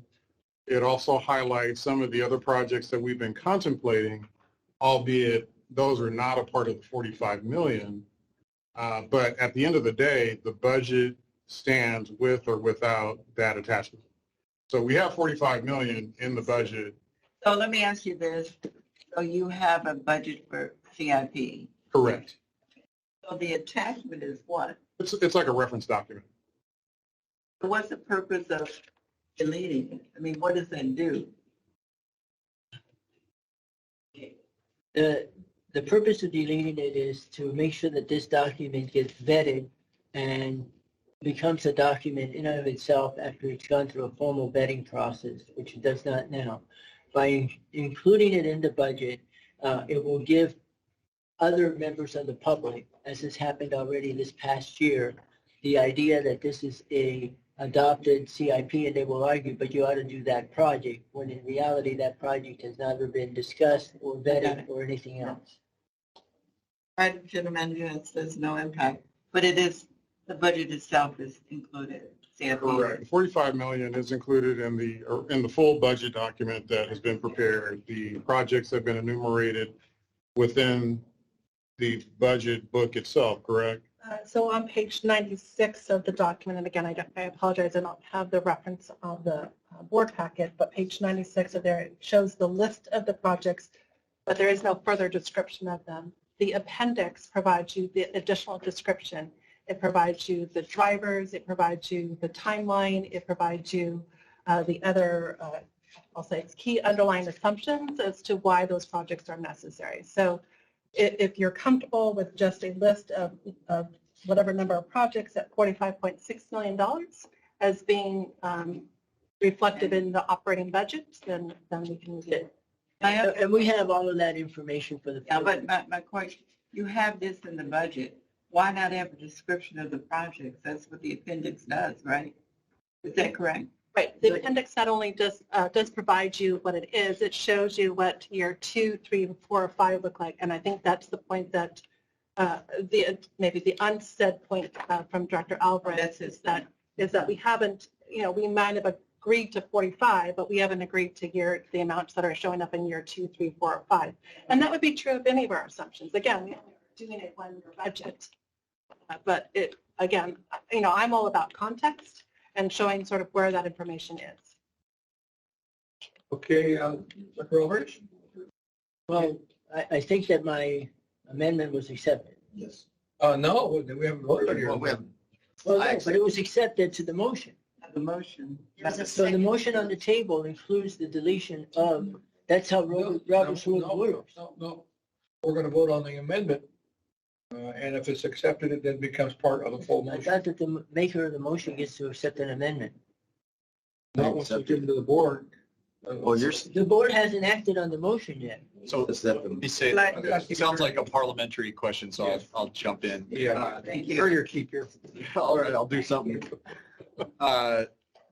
Director Alvarez is correct in that in Robert's Rules of Order, the mover of the motion and the person seconding the motion can agree to modify the motion during discussion. Once the motion has been modified, if they so agree, then you would call for the question on that specific modified motion. If it didn't pass, then you could go back to the Right, that's what I was thinking. That's the direction to go. So here's my plan. We have to vote on it, but I don't approve the amendment, so I'm going to vote no on the whole thing and then come back with the motion as originally. That would be a strategy you could employ. Can I just ask? If I get through. Can I ask The a question at some point? Second has to I approve want it to as ask. well. Oh, you Well, I thought you You said only you asked were the alone. maker of the motion. It has to be approved by the mover and the The person mover and second. Oh, I'm sorry. Yeah, that's what he Second, said. Yeah, I mean, I agree with what you said. I don't see the relevance in terms of just removing. So you don't agree with the? No, I don't. I think the context should be there. It doesn't do anything. I mean, the document doesn't affect it, just explains it. I'm sorry. Okay, what we can do then, I'll rule that the motion is not accepted. We'll vote on the original motion, which was adopt the budget, and then we'll give Desi a few more breaths to make an amendment here. Yeah. Right. All right, the motion is that the board of directors adopts a fiscal year 22-23 budget. That's the motion. Please call the roll on the motion. Yes, sir. Director Alvarez, No. Director Gier, Yes. Director Williams, Yes. Director Gray, Yes. Director Houston. Yes. Motion passes. You want to make an amendment now? I will, it's not an amendment, I'll Or make a new new motion. motion that we delete from the budget Appendix 1. Is there a second to his motion? Delete from the budget? Yeah. Right, because you just adopted the budget. So now, to do what we were doing, what I suggested David, previously, that wouldn't hurt. what you previously Wait, accepted. you both want to talk at once. Why don't you take turns? Who's going to talk? Go ahead. You indicated that removing it from the budget would not hurt your operations. So the budget book itself delineates the projects that amount to the 45.6 million on page 96. The appendix provides that added explanation, as I think Margaret explained. If we don't have it in there, it doesn't change the substance of the budget. Say again. Any more? Yes. All right, we'll call the roll on the amendment. Can I ask a question, please? Oh, hey, Director Houston. Well, because I'm flipping through pages, what exactly page number is the appendix start on? Does anybody know? 474. 474, is that what's on display here on the screen, or? Dr. Houston starts on 476. 476? Okay. All right, hold on. There we go. Give me a second. Okay. Okay, I see. So this whole back end section is the appendix, correct? Okay.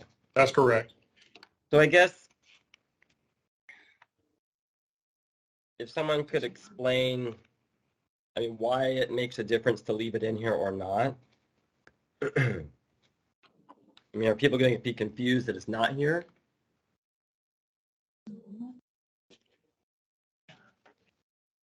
I don't understand the point, I guess, to a degree at this moment. All right, Director Houston, if I can answer that. Look at the at page 476. It's up on the screen right now. Yeah. And what you'll see is, what does it say? It says 2022-2023 Capital Improvement Program Budget. Right. The projects that are here in this document far exceed the projects that are, and that the general manager said have been approved and are included in the in the budget, the $45 million. There's a lot more projects in this document. Anybody that picks up the budget, it's an adopted budget. It has this as an exhibit or attachment, appendix, I'm sorry. And they look at it, they said, that is the budget you adopted. You adopted that CIP.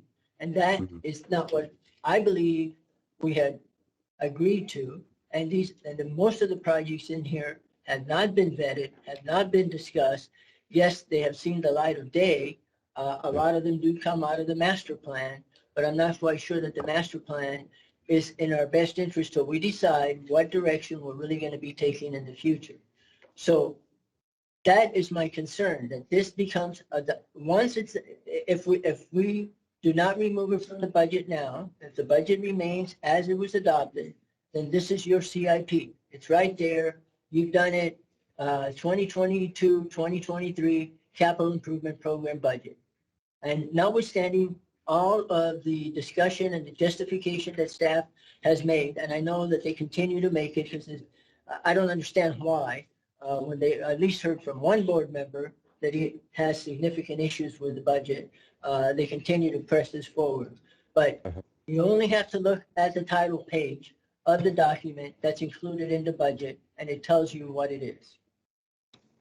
Okay, I do get that at this point. And then now some of these are marked in here. They have lines through them. What does that mean? Some of the projects. So if I can address that, and Mark can certainly add in. So based off of the conversation with the board that says we don't want to move forward with projects that don't have third-party funding, such as the refineries, those projects have been removed. So we have identified them so that you can see sort of the action that was taken to take it from the $57.9 million down to the 45.6. It does say 22, 23, so you see what the numbers are. But just as we show a 5-year forecast within our budget, we're also showing what that 5-year forecast could look like for these projects. And I think that it's important for you and the public to see this could be potential impact to us in future years. Now, if we just want to show just the documents that's in the operating document, page 96, it does provide it, but it does not provide you what is in that particular line item. And the program sheets that you see there that, start on page, for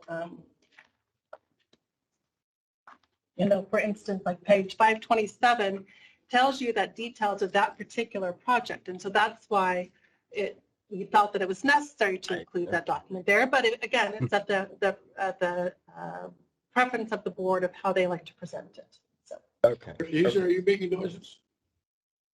What's that? Are you wanting to speak? No, I'm done. Okay, thank you. I'm done speaking at this moment. Thank you. Yeah. Great.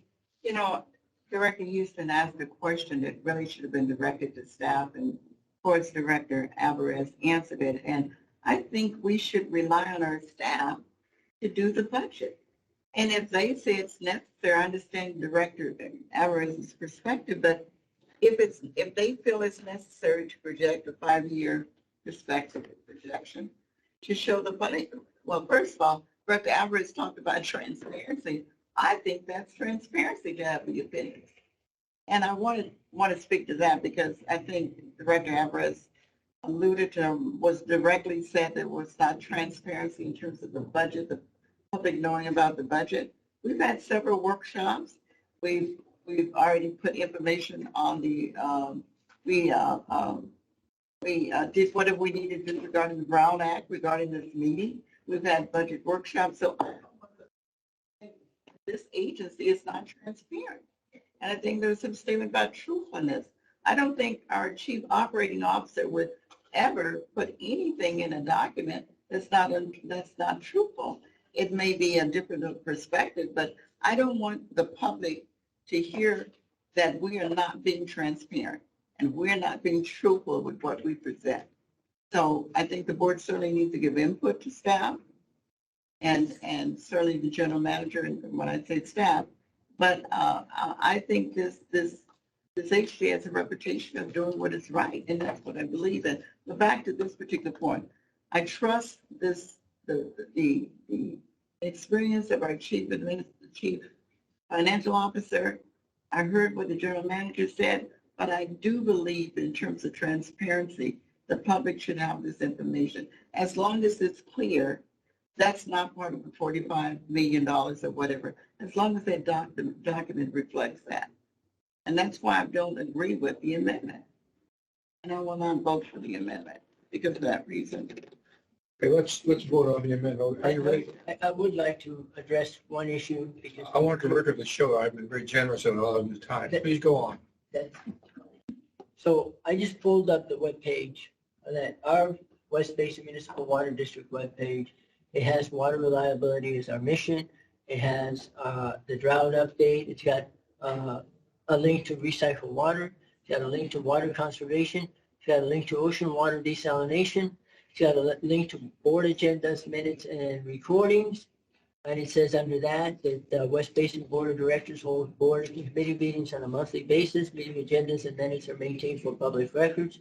It's got a link for community, and it says under that in smaller print, West Basin provides free conservation and water education programs throughout a wide range of community activities.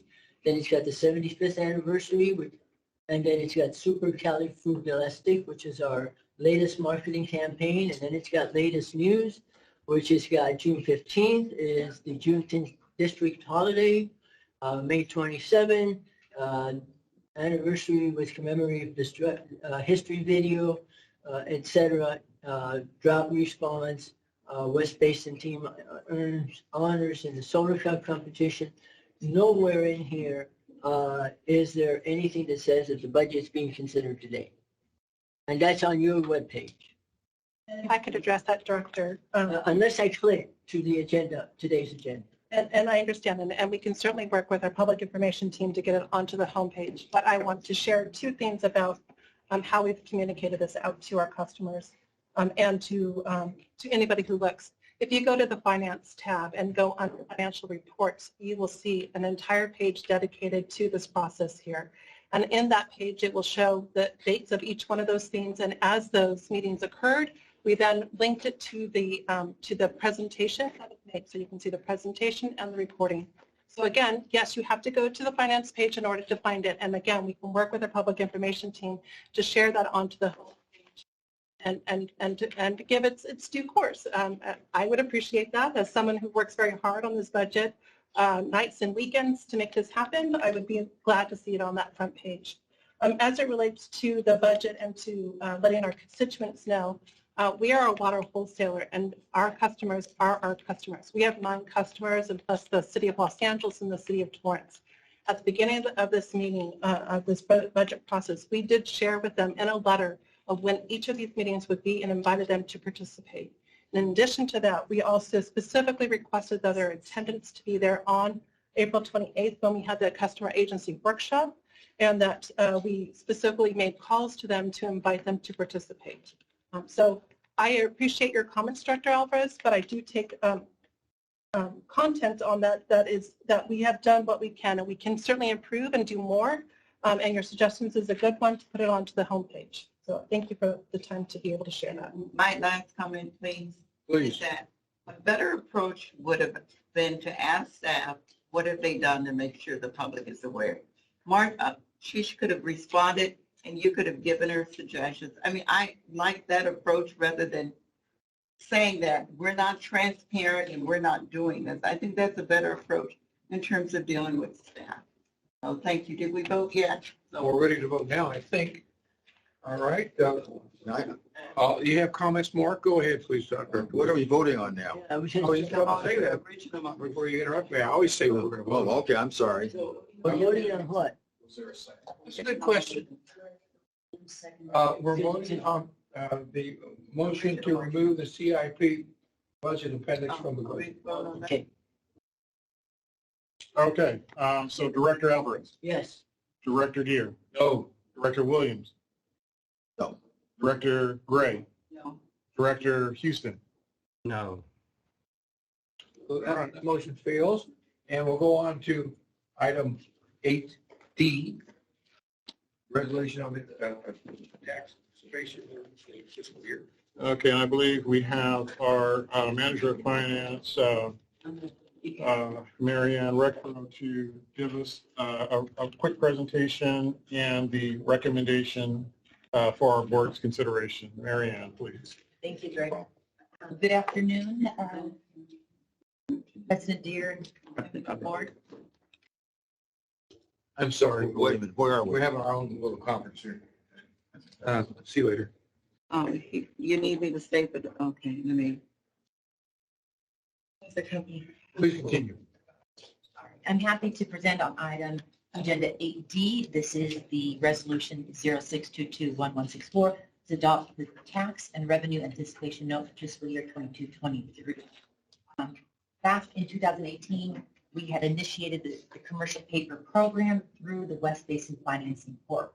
And if you recall, 3 years later, when the renewal came up, we were asked to review that initial 50 million authorization and see what the needs were at the time, if we still needed the program and to what extent. And so back in September of 2021, your board did approve the commercial paper program at 30 million. Today, we are doing more of an administrative act. This is part of the process in order to, for the CP program to continue, we have to issue, West Basin has to issue a promissory note to the West Basin Financing Corp. It's basically a promise to pay the principal and interest if we were to draw on the CP line. Currently, we have no balance, as you heard earlier.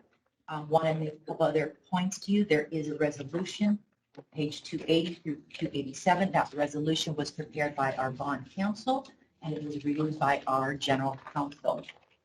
Also want to note that during a public meeting, we are required by California Code 5, Section 58521, that anytime we talk about issuance of debt, we do need to make it in a public disclosure, public meeting. And so that good faith estimate, which is required to be produced by our municipal advisor, is shown in that box in the middle of page 278.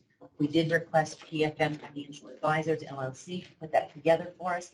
Again, this is an estimate based on a couple of items. One is that if we were to draw on the full 30 million, again, we have no debt outstanding on the commercial paper line, but it assumes a full draw of 30 million. It assumes interest rate and other costs. In that assumption, you'll see it a total of 2.38%. And then it does show what the total payment amount would be, assuming, again, the 2 years of having the 30 million outstanding at that rate. So, again, the CP line does provide us interim financing. It's for capital expenditures, and it's at a very low cost. It provides us the flexibility to only borrow when we need to borrow, and it avoids us from paying higher interest and going into long-term debt. With that, I'd like to read the recommendation, and then I can open up to any questions. So the recommendation is that the board authorizes resolution number 06221164, resolution of the Board of West Basin Municipal Water District authorizing the execution of delivery of a tax and revenue anticipation note to support a commercial paper program. And with that, I'd be happy to answer any questions. So move. Motion been made by Director Gray, for a second. Second. Second by Director Williams. Any further discussion or questions? I have Director questions Alvarez? and I'd like to speak to it. Go ahead. In the budget, it says that we're not going to borrow any money this year, the budget that we just adopted. Correct? So theoretically, we don't need to have this vehicle in place. Theoretically. We would theoretically, correct, but we do need to have it if we were to borrow on it. We need to make a promise to the West Basin Financing Corp, which is the financing vehicle we use. That's just to have it available. In this past year, we borrowed zero money against the commercial paper. We approved this last year. Didn't we do a similar action last year? We approved the actual 30 million line of credit with Bank of the West, yes. And this is basically revisiting that. No, it is not. This is a resolution to issue a promissory note called a TRAN to the financing corp from West Basin. Okay, but that's assuming we borrow money. If we didn't, because earlier you said if we don't borrow it, we don't need it. Or did I misunderstand that? And maybe you are correct, but may I make a comment on that, which is, you know, we have significant dollars that are out there that are first these projects, the JMM project, the Palos Verdes laterals, and whatever other projects that are approved by the board to move forward on. From a timing perspective, depending upon what our cash balances are and when we have to make a debt service payment and whatever the case may be, we can draw upon that commercial paper until we get that grant funding there, because most of these grant fundings are done on a reimbursement basis, and so therefore we want to make sure that we, again, are maintaining certain cash levels that are appropriate for the district here. So you are correct in that we don't have any deliberate use of the commercial paper this next year, but should we want to have it available to us, we need to have this in place. If we don't move forward with this transaction, we will no longer have that flexibility to have a commercial paper program. This program will cease to exist, and any time that we need to do that, we would then either need to reconsider a new commercial paper at that time, and we would also need to maybe consider other long-term debt. So that is the reason why we're bringing forth to you today for that reason. So it's purely out of convenience, if I understand your comments correctly. And the reality is that if we borrow against commercial paper, given the earlier discussion that we had about our fund balance, our reserves, we could have borrowed against the reserves.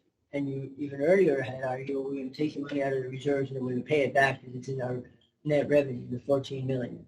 So we could use the revenue, the reserves, if we needed to at any time. And in the past history of the district, including this last year, I haven't really seen a lot of that. In general, we're pretty good at generating sufficient revenues to pay for things unless we know we're going to end up going into debt. So we didn't use it last year. I don't think that we're going to incur, if we're going to be honest to the budget that just got approved, that we intend to incur any debt this year, and that if we do need to float anything, that we have more than sufficient reserve, because our reserve policy is much more generous than it needs to be, in my opinion. And so why incur another fee of $115,000, which is what we're going to incur by doing this? There's a finance charge of $115,000 that we don't need to incur. May I respond? Go ahead. So it doesn't include 115,000. That's an estimate if we were to pull the 30 million. And as Margaret said, the 30 million gives us the flexibility if we need to have it. You're already committed to paying the 90,000, which is through the commercial paper line of credit with Bank of the West. That we committed to back in October. Your board approved it in September. This is only to approve the promissory note that would allow West Basin to pay to its promise to the West Basin Financing Corp. That's all this does not. No disagree. We are already going to pay $90,000. I'm glad you brought that up. I wasn't, but you didn't. Okay, so we're already going to incur $90,000 on money that we may not borrow at all. And now, maybe not the $115,000. Maybe we only, instead of this is for the full 30 million, maybe it's only 10 million or something. But that's the number you put there. So that's the number I cited. The issue isn't the total amount. It's the fact that we continue to take actions. They cost us money that we don't need to spend. And therefore, when we look at our budget and when we look beyond the budget at the rate increases that we're passing through to our customers, which ultimately do impact disadvantaged communities, albeit, I'll be the first to agree that most of our customer base is pretty affluent, but we do have some severely impacted communities that have to pay for all of this also. So why have this day? if we truly needed to borrow the money, we can go through these actions. We can have a meeting. We can adopt this resolution. All of this could take place at such a time as we want to do it. It doesn't have to be done now. And it saves money, and we may never have to do it. So why spend the money? That's my argument. Okay, do we have a motion on this? Yeah, somebody made the motion. Ray made the motion. Objection? All right, we'll call roll on the motion. Director Alvarez. No, this will incur expenses. No, Dr. Alvarez, just I say can yes say or no. why I'm voting no. I think I know why you're voting no. I want, It's almost 5 o'clock and we have several items on the agenda. Director Dew. Yeah, yes. Director Williams. Yes. Director Gray. Director Houston. Yes. The motion passes. We'll go on to item E. Okay, and that takes us to our Executive Manager of Finance, Ms. Margaret Moja. Oh, okay, I was assuming that. Okay. So this is the adoption of our water rates and charges, and I will have Mary Ann continue. I should have read, I was assuming. Okay, thank you, Greg. Again, I'm happy to present item 8E. This is for the board's consideration of the adoption of the fiscal year 2022-23 water rates and charges. I'll try to be brief since Margaret did an excellent job in going through all the reasons why we presented the rates as they are. I do want to just make a couple of points. If I could have you look at page 289, I want to point out a few things. All this information is included in the resolution that's attached, beginning on page. It is on page, I apologize. It is starting the resolution. It starts on page 291. I did want to point out a couple things. Included in the resolution is your West Basin Tier 1 rate, which we discussed earlier, which includes the pass-through of the MET charges, as well as West Basin's reliability service charge. It also includes the recycled water rates that are set mostly by agreement, and so those are outlined within the resolution as well. It includes the capacity charge, the decrease the district is suggesting we pass through from Metropolitan to our ratepayers, as well as the fixed service charge. Again, there's a decrease there. All this takes into account the assumption of our water sales, which is the 109,900 acre feet of imported water, as well as assuming that we would have recycled water sales of 32,643. And so I don't want to belabor the point Margaret already made it about we did an analysis and cost of what it is per individual. And so I'd be happy to answer any of those questions. So I just want to wrap up by saying that by assessing the appropriate rates and charges, it allows West Basin to meet the revenue requirements and assist in meeting the mission to provide safe and reliable supply of high quality water to the communities we serve. And with that, I'd like to read the recommendation. Board approves resolution number 06-221163, a resolution of the Board of Directors of West Basin Municipal Water District relating to water rates and repealing resolution 05-21-1128. And I'd be happy to answer any questions. Other questions? I move make a motion to approve the motion. You're moving to approve the recommendation. There's a second? I'll second. Director Houston seconds. This was vetted in Finance Committee, was it not? Yeah. So I thought, okay. Any other comments or questions? Please call the roll on the motion. Director Alvarez. no, I am voting no for a lot of the reasons that we discussed. I believe that this particular rate increase continues a long-term policy of increasing our budgets without us looking internally at belt tightening, and it does impose a burden on part of the communities we serve that are disadvantaged communities, and they have the right to water at an affordable rate, and over time it just keeps going up and up. Secondly, I do think that this rate structure has a built-in subsidy for recyclable water. Recyclable water is not paying for itself. Some of our customers are very well-to-do multinational corporations with very deep pockets that are being highly subsidized by our potable water consumers, some of which are very disadvantaged communities. For those reasons, and a lot of the reasons I already enumerated, that I don't want to be long-winded about, so I will not be do not support the budget and therefore or the rate increase, therefore my vote. Director Dier. We're still calling the roll? Yeah, okay, I vote yes. Director Williams. Yes. Director Gray. Director Houston. Yes. Four to one.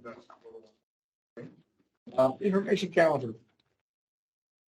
Let me ask first, do we have a closed session item today? We have 2 closed session items today, yes. Would you rather take that now at this time, closed session? We can do mine very quickly, I think. Yes. Yeah, let's take the closed session. If there's no objection, we'll take that next. Okay. All right, so we're going to adjourn to a closed session. I have a question about that whole session, if I could.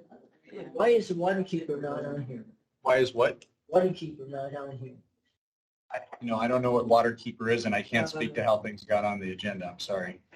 Items that are before you today were sent by legal counsel to add to the agenda, and the LA Waterkeeper was not one to be included for an update. You had the question answered? We're going to closed session.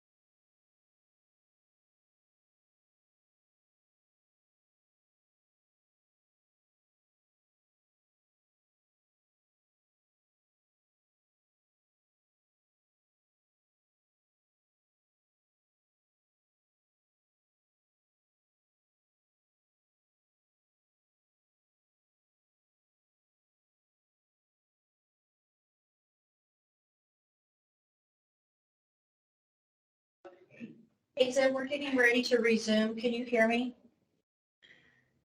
Yes, I can hear you. Okay. Thank you. I don't know why they're not coming out. They love to talk. Give them a couple of minutes.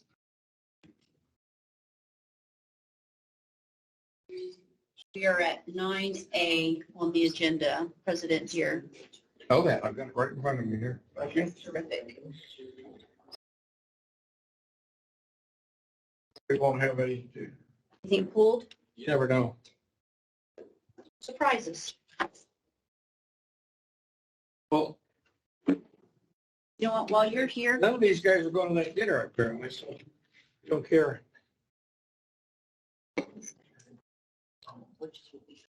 Open the door and see what's going on in there.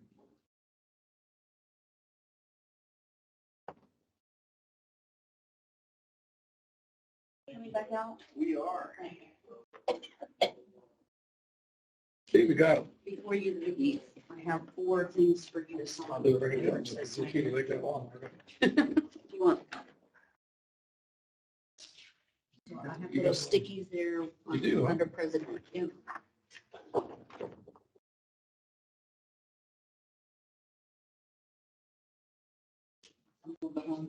I'm tired.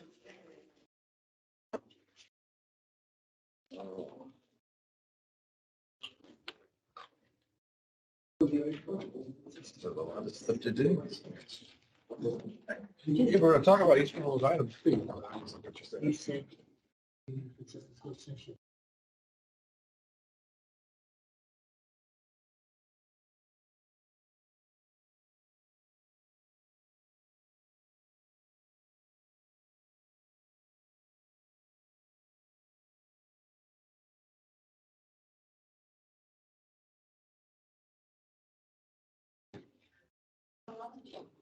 We have a quorum, President Deere. You do have a quorum? We have Director Houston, Director Williams, and yourself. All right, so we convene the meeting, and we have to discuss what we discussed in closed session. Yeah, would you like me to give the report on the closed session? Yes, please do. The board met in closed session to discuss the items identified on the agenda. After receiving a report from staff and district council, no reportable action took place. Mr. President, that concludes the report. Thank you.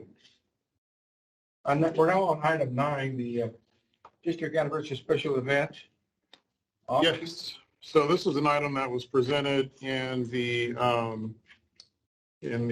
Public Information and Education Committee. And the recommendation was to bring it forward to the full board for additional discussion. So we have Melissa Bondia, our Public Information Specialist, here to give that presentation and to prompt discussion among the board members about the possibility of different options for celebrating our 75th anniversary. Why don't we cut to the chase here? I see I like the option B, the luncheon. I don't know how you feel, Director Williams. I'm waiting. I'm going to hear your comments. Okay, I'm sorry. Option A, the free water harvest breakfast. We have the breakfast anyway. Yeah. So we should have that one instead. That's what I don't think we want to spend $100,000 on dinner. How about 300,000? If Director Alvarez is going to dinner, I'd spend 100,000 on it, but we probably will miss it, so. You want to get? What did you say? We're on item 9A. 9A. I forget what 9 and 9A is.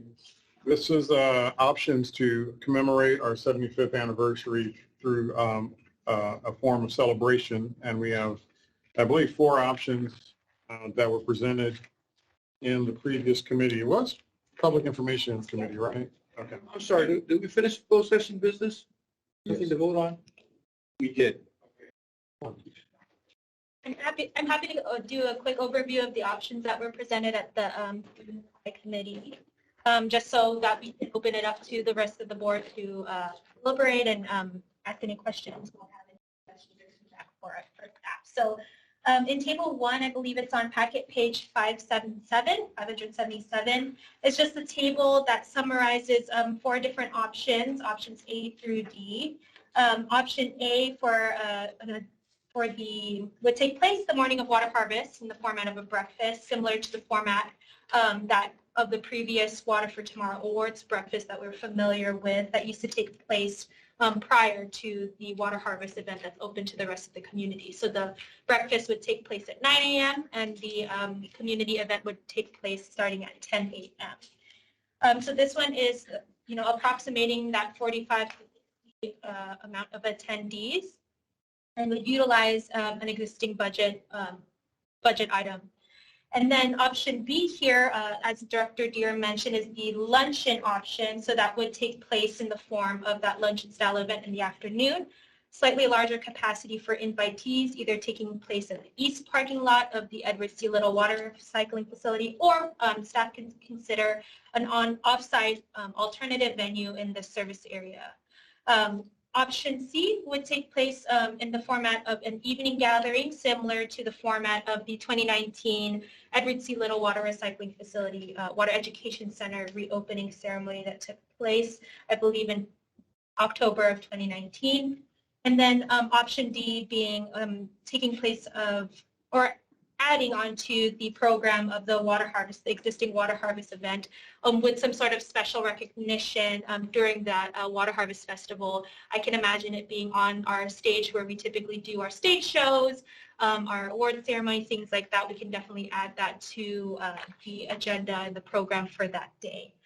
So with these options in mind, and before I open it up to the board for thoughts and feedback, I would like to share that there are 3 main factors that did go into developing these 4 different options.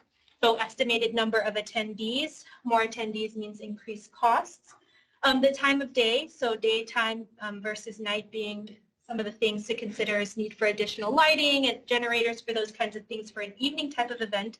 And as well as venue. So one of the positives of hosting an event on site at one of our headquarters or facilities is that there are rental fees, but there is a need for additional supplies needed to accommodate our guests versus having an event off-site, which is more readily available to accommodate guests' needs. So there are things that are weighed here in these options. So with that, I will open it up to the board for the discussion, comments, and feedback. And thank you.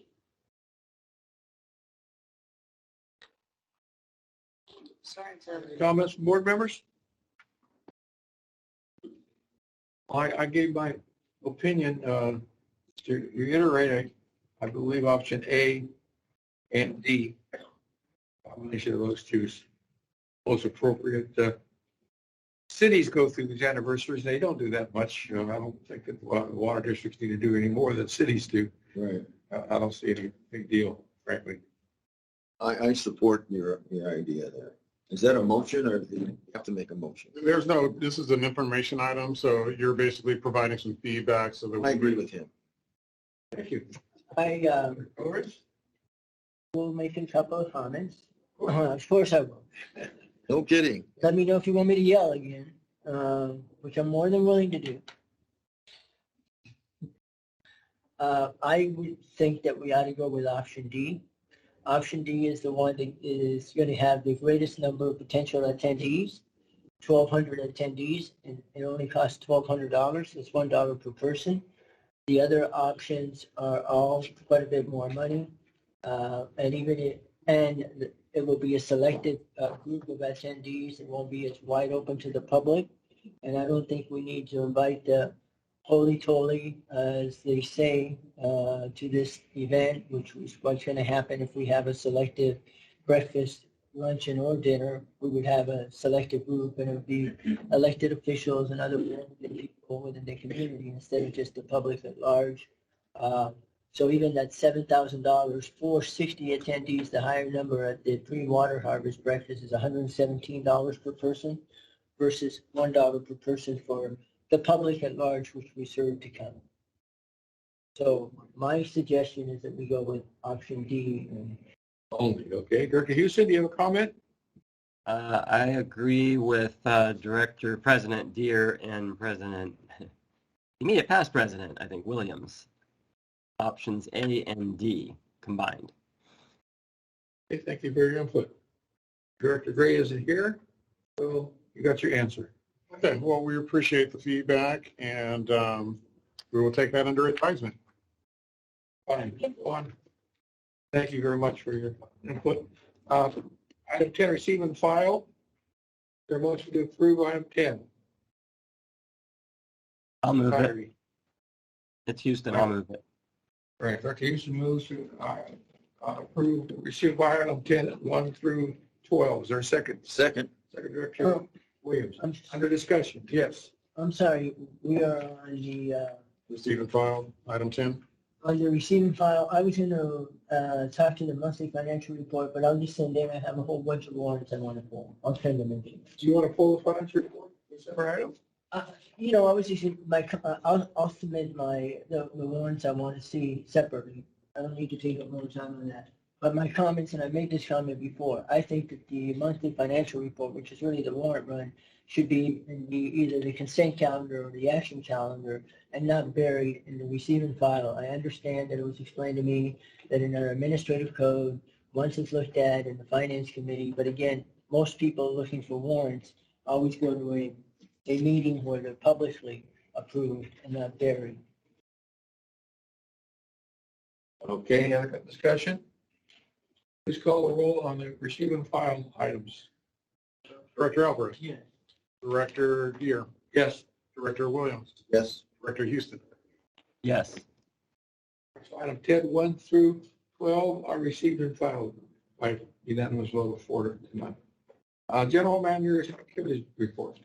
Okay, thank you, President Deere. I'll just start by saying that we brought on board in the previous board meeting a strategic advisor, Mr. Chris Helm, who's been assisting me with our partnering with our agencies such as LA Department of Water Power, LA Sanitation, Metropolitan Water District, WRD. And I'm happy to report that in the short 1 month that we've had Mr. Helm on board, we've convened a core team internally with our executive manager in charge of engineering and operations, our executive manager in charge of finance, and our manager in charge of water policy and legislation. So we formed a quorum team to look at our strategy, look at kind of where our agreements are and how we might position the district relative to what we're trying to do going forward. And we've also began earnest discussions with the agencies, and those are starting to take off. So it's a really good first month in my estimation, and I'm looking forward to seeing more of that develop as we get into the second month of the effort. The next item I have here is that we are set to convene as a board for a planning retreat on this very topic of the future vision for our water recycling program, and also to talk about our relocation from this building. I think we talked about that earlier today with the direction given regarding our real estate services. And so with that said, that'll be convened on Saturday, June 9th, I believe at 10 o'clock at, did I say June? You said June. Yeah, I wrote down June. Thank you. July 9th, Saturday at 10 o'clock. I believe it's going to be at the AC Hotel in El Segundo. So I'm looking forward to a very engaging discussion where everyone can look at kind of the state of play and to provide feedback on how things are shaping up and perhaps provide input and direction. Yeah. Calendar says 9:30. Is it 9:30 or 10? At 9:30, if you arrive early, there'll be breakfast available, and then at 10 o'clock, you'll start the meeting. Thank you. Thank you for that clarification. I guess I should have observed the details. All right, the next item I have here is that I was happy to accompany my engineering team in meeting with the Palos Verdes Golf Club to have a meet and greet with their management team, where we also talked about the upcoming construction of the PV lateral project. Of course, there's been a lot of progress that has been made up until now, but with my coming on board, it was nice to hear the interest of the club, and we're very close to wrapping up the design, and they're very excited about that. They're very much interested in staying tuned into the progress, and so we agreed to continue to meet with them on a periodic basis to continue giving updates. I also had the opportunity to join in the South Bay Cities Council of Government Board meeting where honor was being given to outgoing chair Mayor Drew Boyles, Mayor of El Segundo, and it was really an interesting occasion to watch the proceedings of the meeting, and then ultimately when they got to the portion of the meeting where they were sharing personal remarks for the chair, who I didn't have the opportunity to work with closely, but everyone pretty much gave him a resounding kudos as to how engaged he is as a chair and how supportive he is of all the efforts that the council undertakes. And they really felt that his leadership took the organization to another level. And so I was there to present the proclamation that the board provided. So I was there representing the board, and I was able to do that. So that was a really nice occasion. I've also attended the Business Federation event on Friday, where our director, Gray, chairperson of the Met Board, was being honored as elected official of the year for LA Council Supervisorial District number 2. And so it was a really great occasion to receive an award for the great work that our director does. And so that was really nice. In our E&O department, engineering and operations, we had a recent situation, just as a kind of a quick update, that one of our water recycling master meters was involved in a vehicular accident. And so we're currently recovering from that situation. It was hit by a vehicle on June 6th. And so we actually are, not able to read flows at this time, but repairs are being coordinated so that we could get that facility back online and in operation. We also have our Inglewood Basketball Entertainment Center with the new water recycling service. So construction work for the recycled water connection has been scheduled to start on August 1st. So this will be an extension to the Clippers Stadium. So I think we all recognize we have the SoFi Stadium.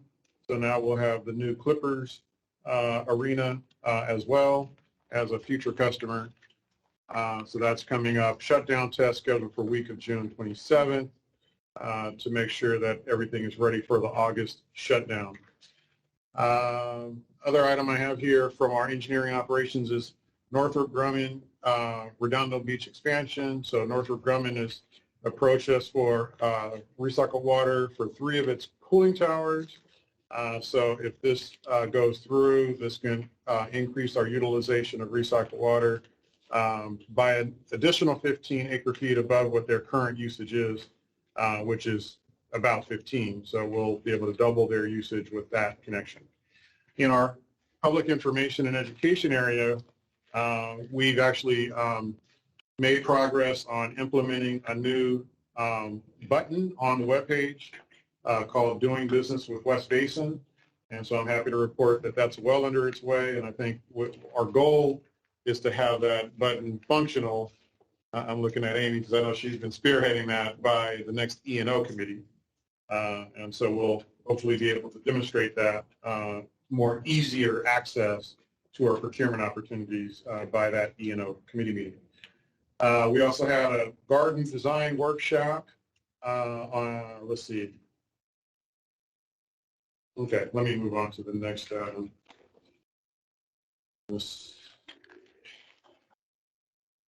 On June 30th, that garden design workshop. Okay.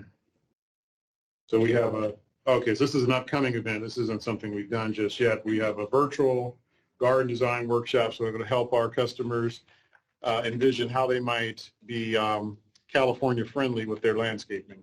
So again, extending that drought messaging, assisting our customers with the tools necessary to be successful to save every drop. When is that one coming up? This is on June 30th. It's a virtual workshop from 6 to 7:30. And so it'll provide attendees with design tips on how to implement California-friendly landscaping. Okay, thank you.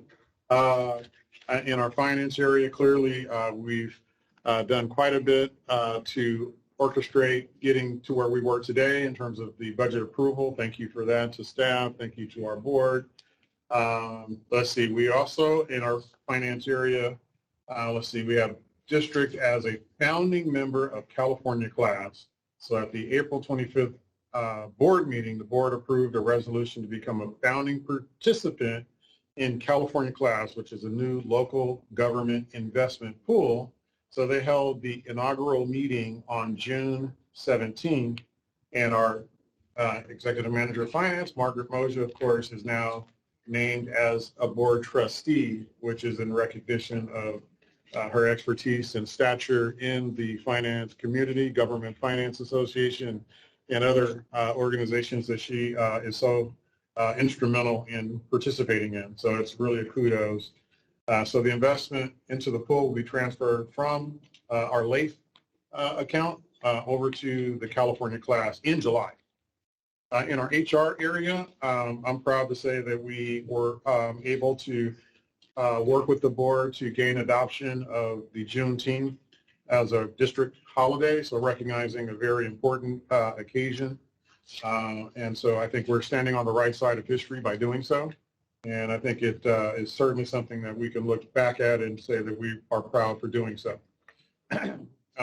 My HR team is also continuing to work on our return to office policy formulation. And so our commitment is to have recommendations for the next Finance and Administration Committee coming up in July. Okay, and in our admin area, our very own board secretary manager of admin attended the California CSD city, the special city, what is it? California Special Districts Association General Manager Leadership Retreat. And so I'm really happy to say that we're have one of our shining stars represent the district in that venue, and to also gain knowledge and insights that we could bring back into our organization as well. And so I appreciate Julie for attending that and representing us exceptionally. In our water policy and legislation, we have some really exciting news. You all may remember we were pursuing grant funding to support our grass replacement program. I believe we were successful in $385,000. Was it about a month ago, I think we announced that? And so today we're happy to announce that we've received our second grant that we were pursuing, which is an additional $300,000 through Department of Water Resources Urban and Multi-Benefit Drought Relief Grant Program. So that gives us a total of $685,000 to put towards our grass replacement program and our grass replacement plus. And so this is huge. So we had, and I think you had acknowledged earlier that we had looked for opportunities to tighten our budget. This was one of those areas where we reduced our budget in anticipation of getting the grant funds. So we left in there about $150,000 just to keep the program going at the early months of the fiscal year, knowing that there's a good chance that we're going to get this grant.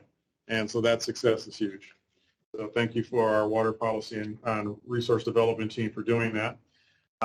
We've also continued to work with our cities in terms of drought messaging, and we had a couple of occasions to get out in front of the city council and promote the drought response. So first starting with the Hermosa Beach City Council meeting on June 14th, where the city council took action to implement the level 2 water shortage contingency plan.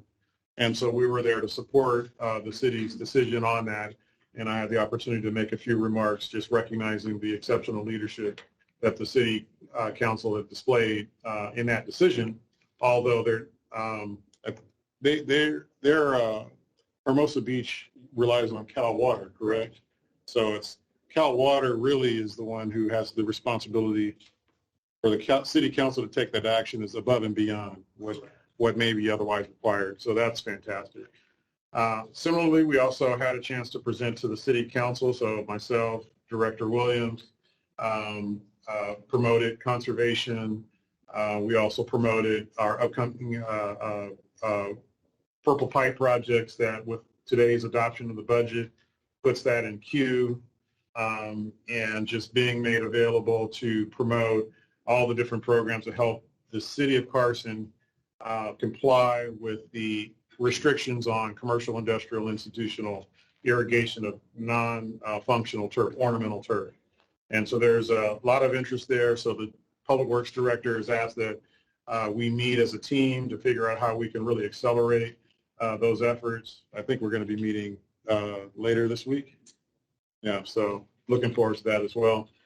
We also, our water policy team participated in the Topanga Town Council meeting where LA County presented the water restrictions.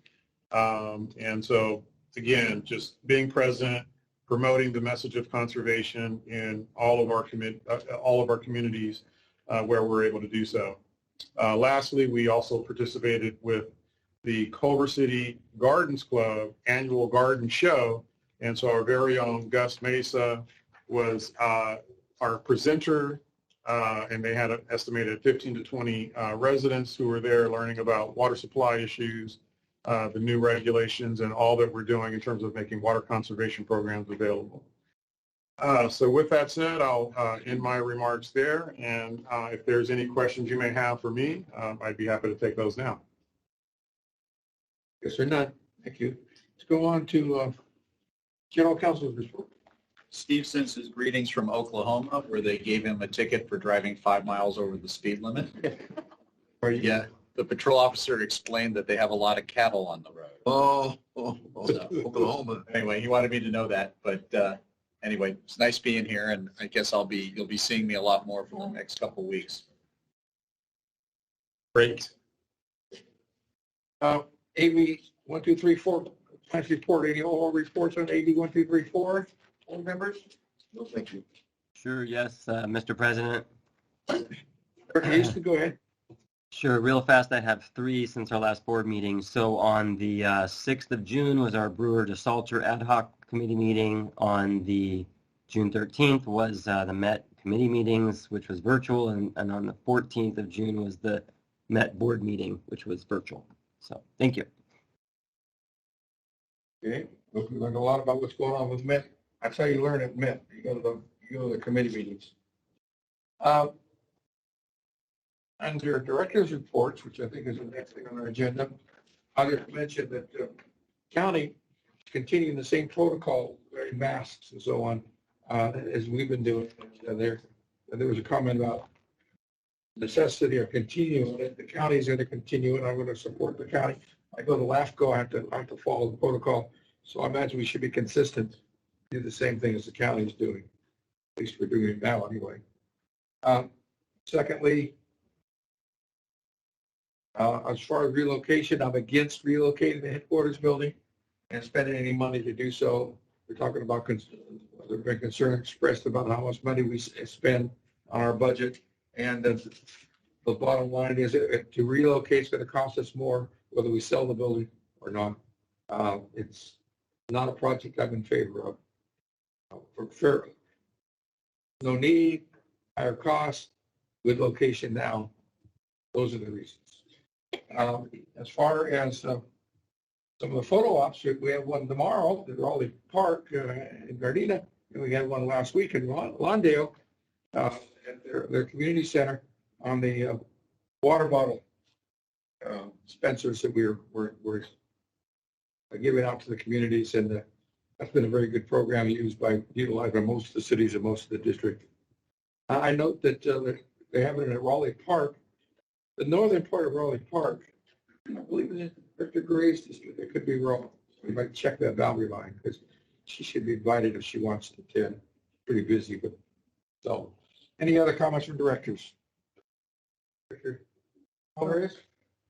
I have some comments and just some reporting. I did attend middle of June 11th to the 15th, the American Water Works Association annual conference and exhibition in San Antonio. Director Greg was there, as well as Julie. So it was good to see them attending that conference. I think it's one of the better conferences. And it was actually very well attended, and which was a good thing to see in the exhibit hall. Unlike the exhibit hall at the WEFTEC in the fall, when we were still kind of coming out of the COVID thing, was very well packed, I would say. There were just a lot of exhibitors. I didn't feel like it was half full as I did when we were in Chicago. So that was good. In the opening general session, interesting presentations, but three themes that seem to be kind of out there for all of us, and we're all talking about the same thing. One is the sustainability and how in the water world we do need to change our model to become much more sustainable, and that the entire industry is kind of refocusing in how it views its mission, the past versus the future, and be much more considerate of our environment in meeting the challenges of making potable water available to all. The second thing was the workforce issues that we are at one of those stages also where a lot of the workforce is basically moving on, and there's an awful lot of churning in terms of openings and possibilities for new and up-and-coming folks to get involved, and it really is a time where there is a lot of opportunity for young people in the water field, which is a tremendous field, among where there's always going to be work. And that will probably be around for the next 4 or 5 years. That's my editorializing until this whole thing happens, and then it'll start to close, and they will become the old war horses themselves. But the bigger issue is that the opportunities do present great potential for young people, but as old people move out, there's an awful lot of knowledge that's not being replaced. And that lack of knowledge is a serious issue, and I think we all can see that. A lot of things just aren't written down. They're in people's heads. People have done this for 20, 30, 40 years. They understand the implication of their actions, etc. And young professionals just don't have that. So the commentary that was made at the breakfast by the speaker was we really need mentoring opportunities, and that as people move out the door, they really need to talk to the younger professionals that are moving in and share with them their perspectives and so on. Easy thing to say, very something that's very necessary, but I think something that's going to be very difficult to actually achieve. And lastly, the other issue we talked about at the general session was the issue of diversity and inclusion. And I think we talked about that today a little bit here and so on. So those were the kind of the three themes, and I think those are the themes that are facing us here and just almost everywhere you turn in our industry today. I also attended the public officials caucus, and there was a couple of very good presentations, another one on the diversity issue, but the more stimulating one was a presentation by the head executive officer of the City of San Antonio Water Department, and some of the issues that they face in meeting the water supply, and they have a river and so on, that they do have drought issues that they have to face. They made tremendous investments in advanced treatment of the recycled water, and that water then goes, their water supply consists of surface water and groundwater. Now with the construction of the new advanced treatment recycled water program, that water is being injected to maximize and improve their overall dependability on their groundwater basin, which is an important source. Similar things that we're facing here in West Basin that we talked about having to do as we move forward. So that was interesting.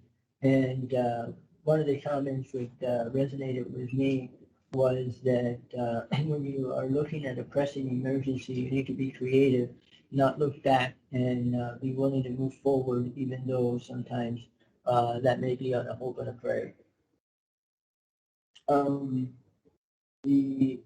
I did attend quite a few technical sessions, such as lead and copper rule, etc. I won't bore you with that.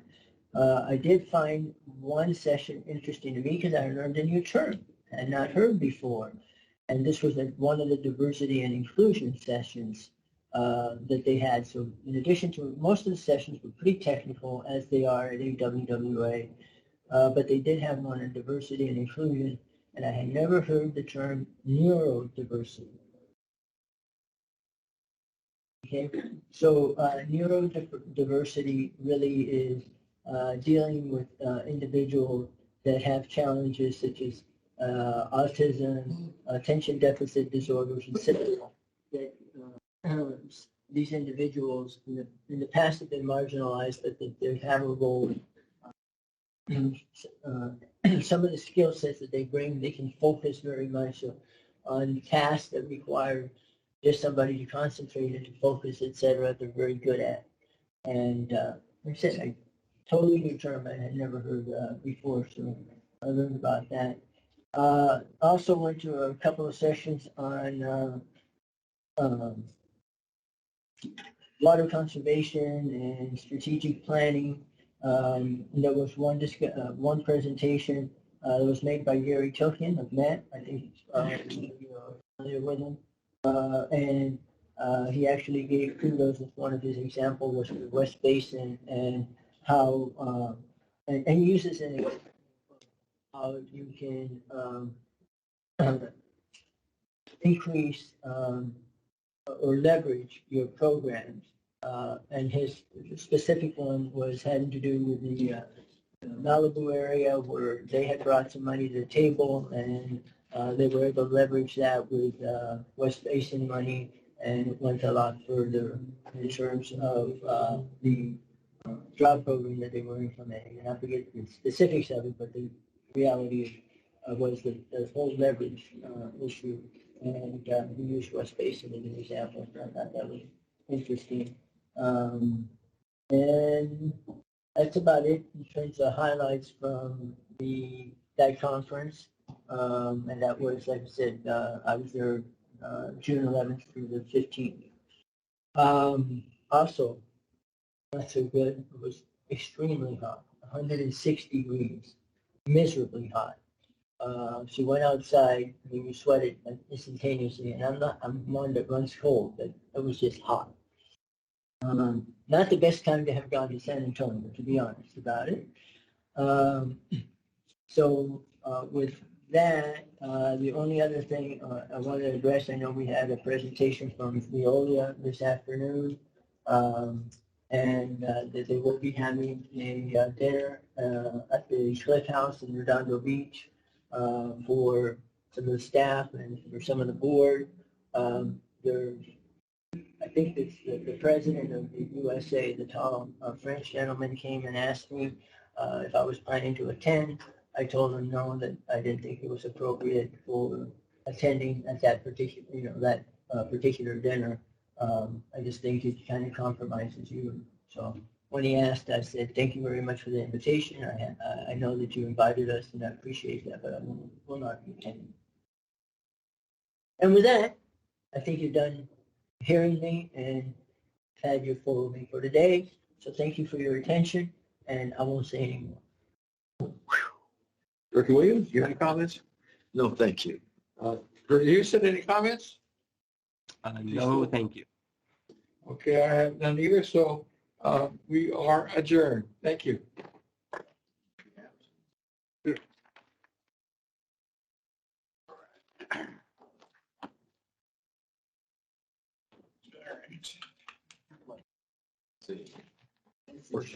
Zero.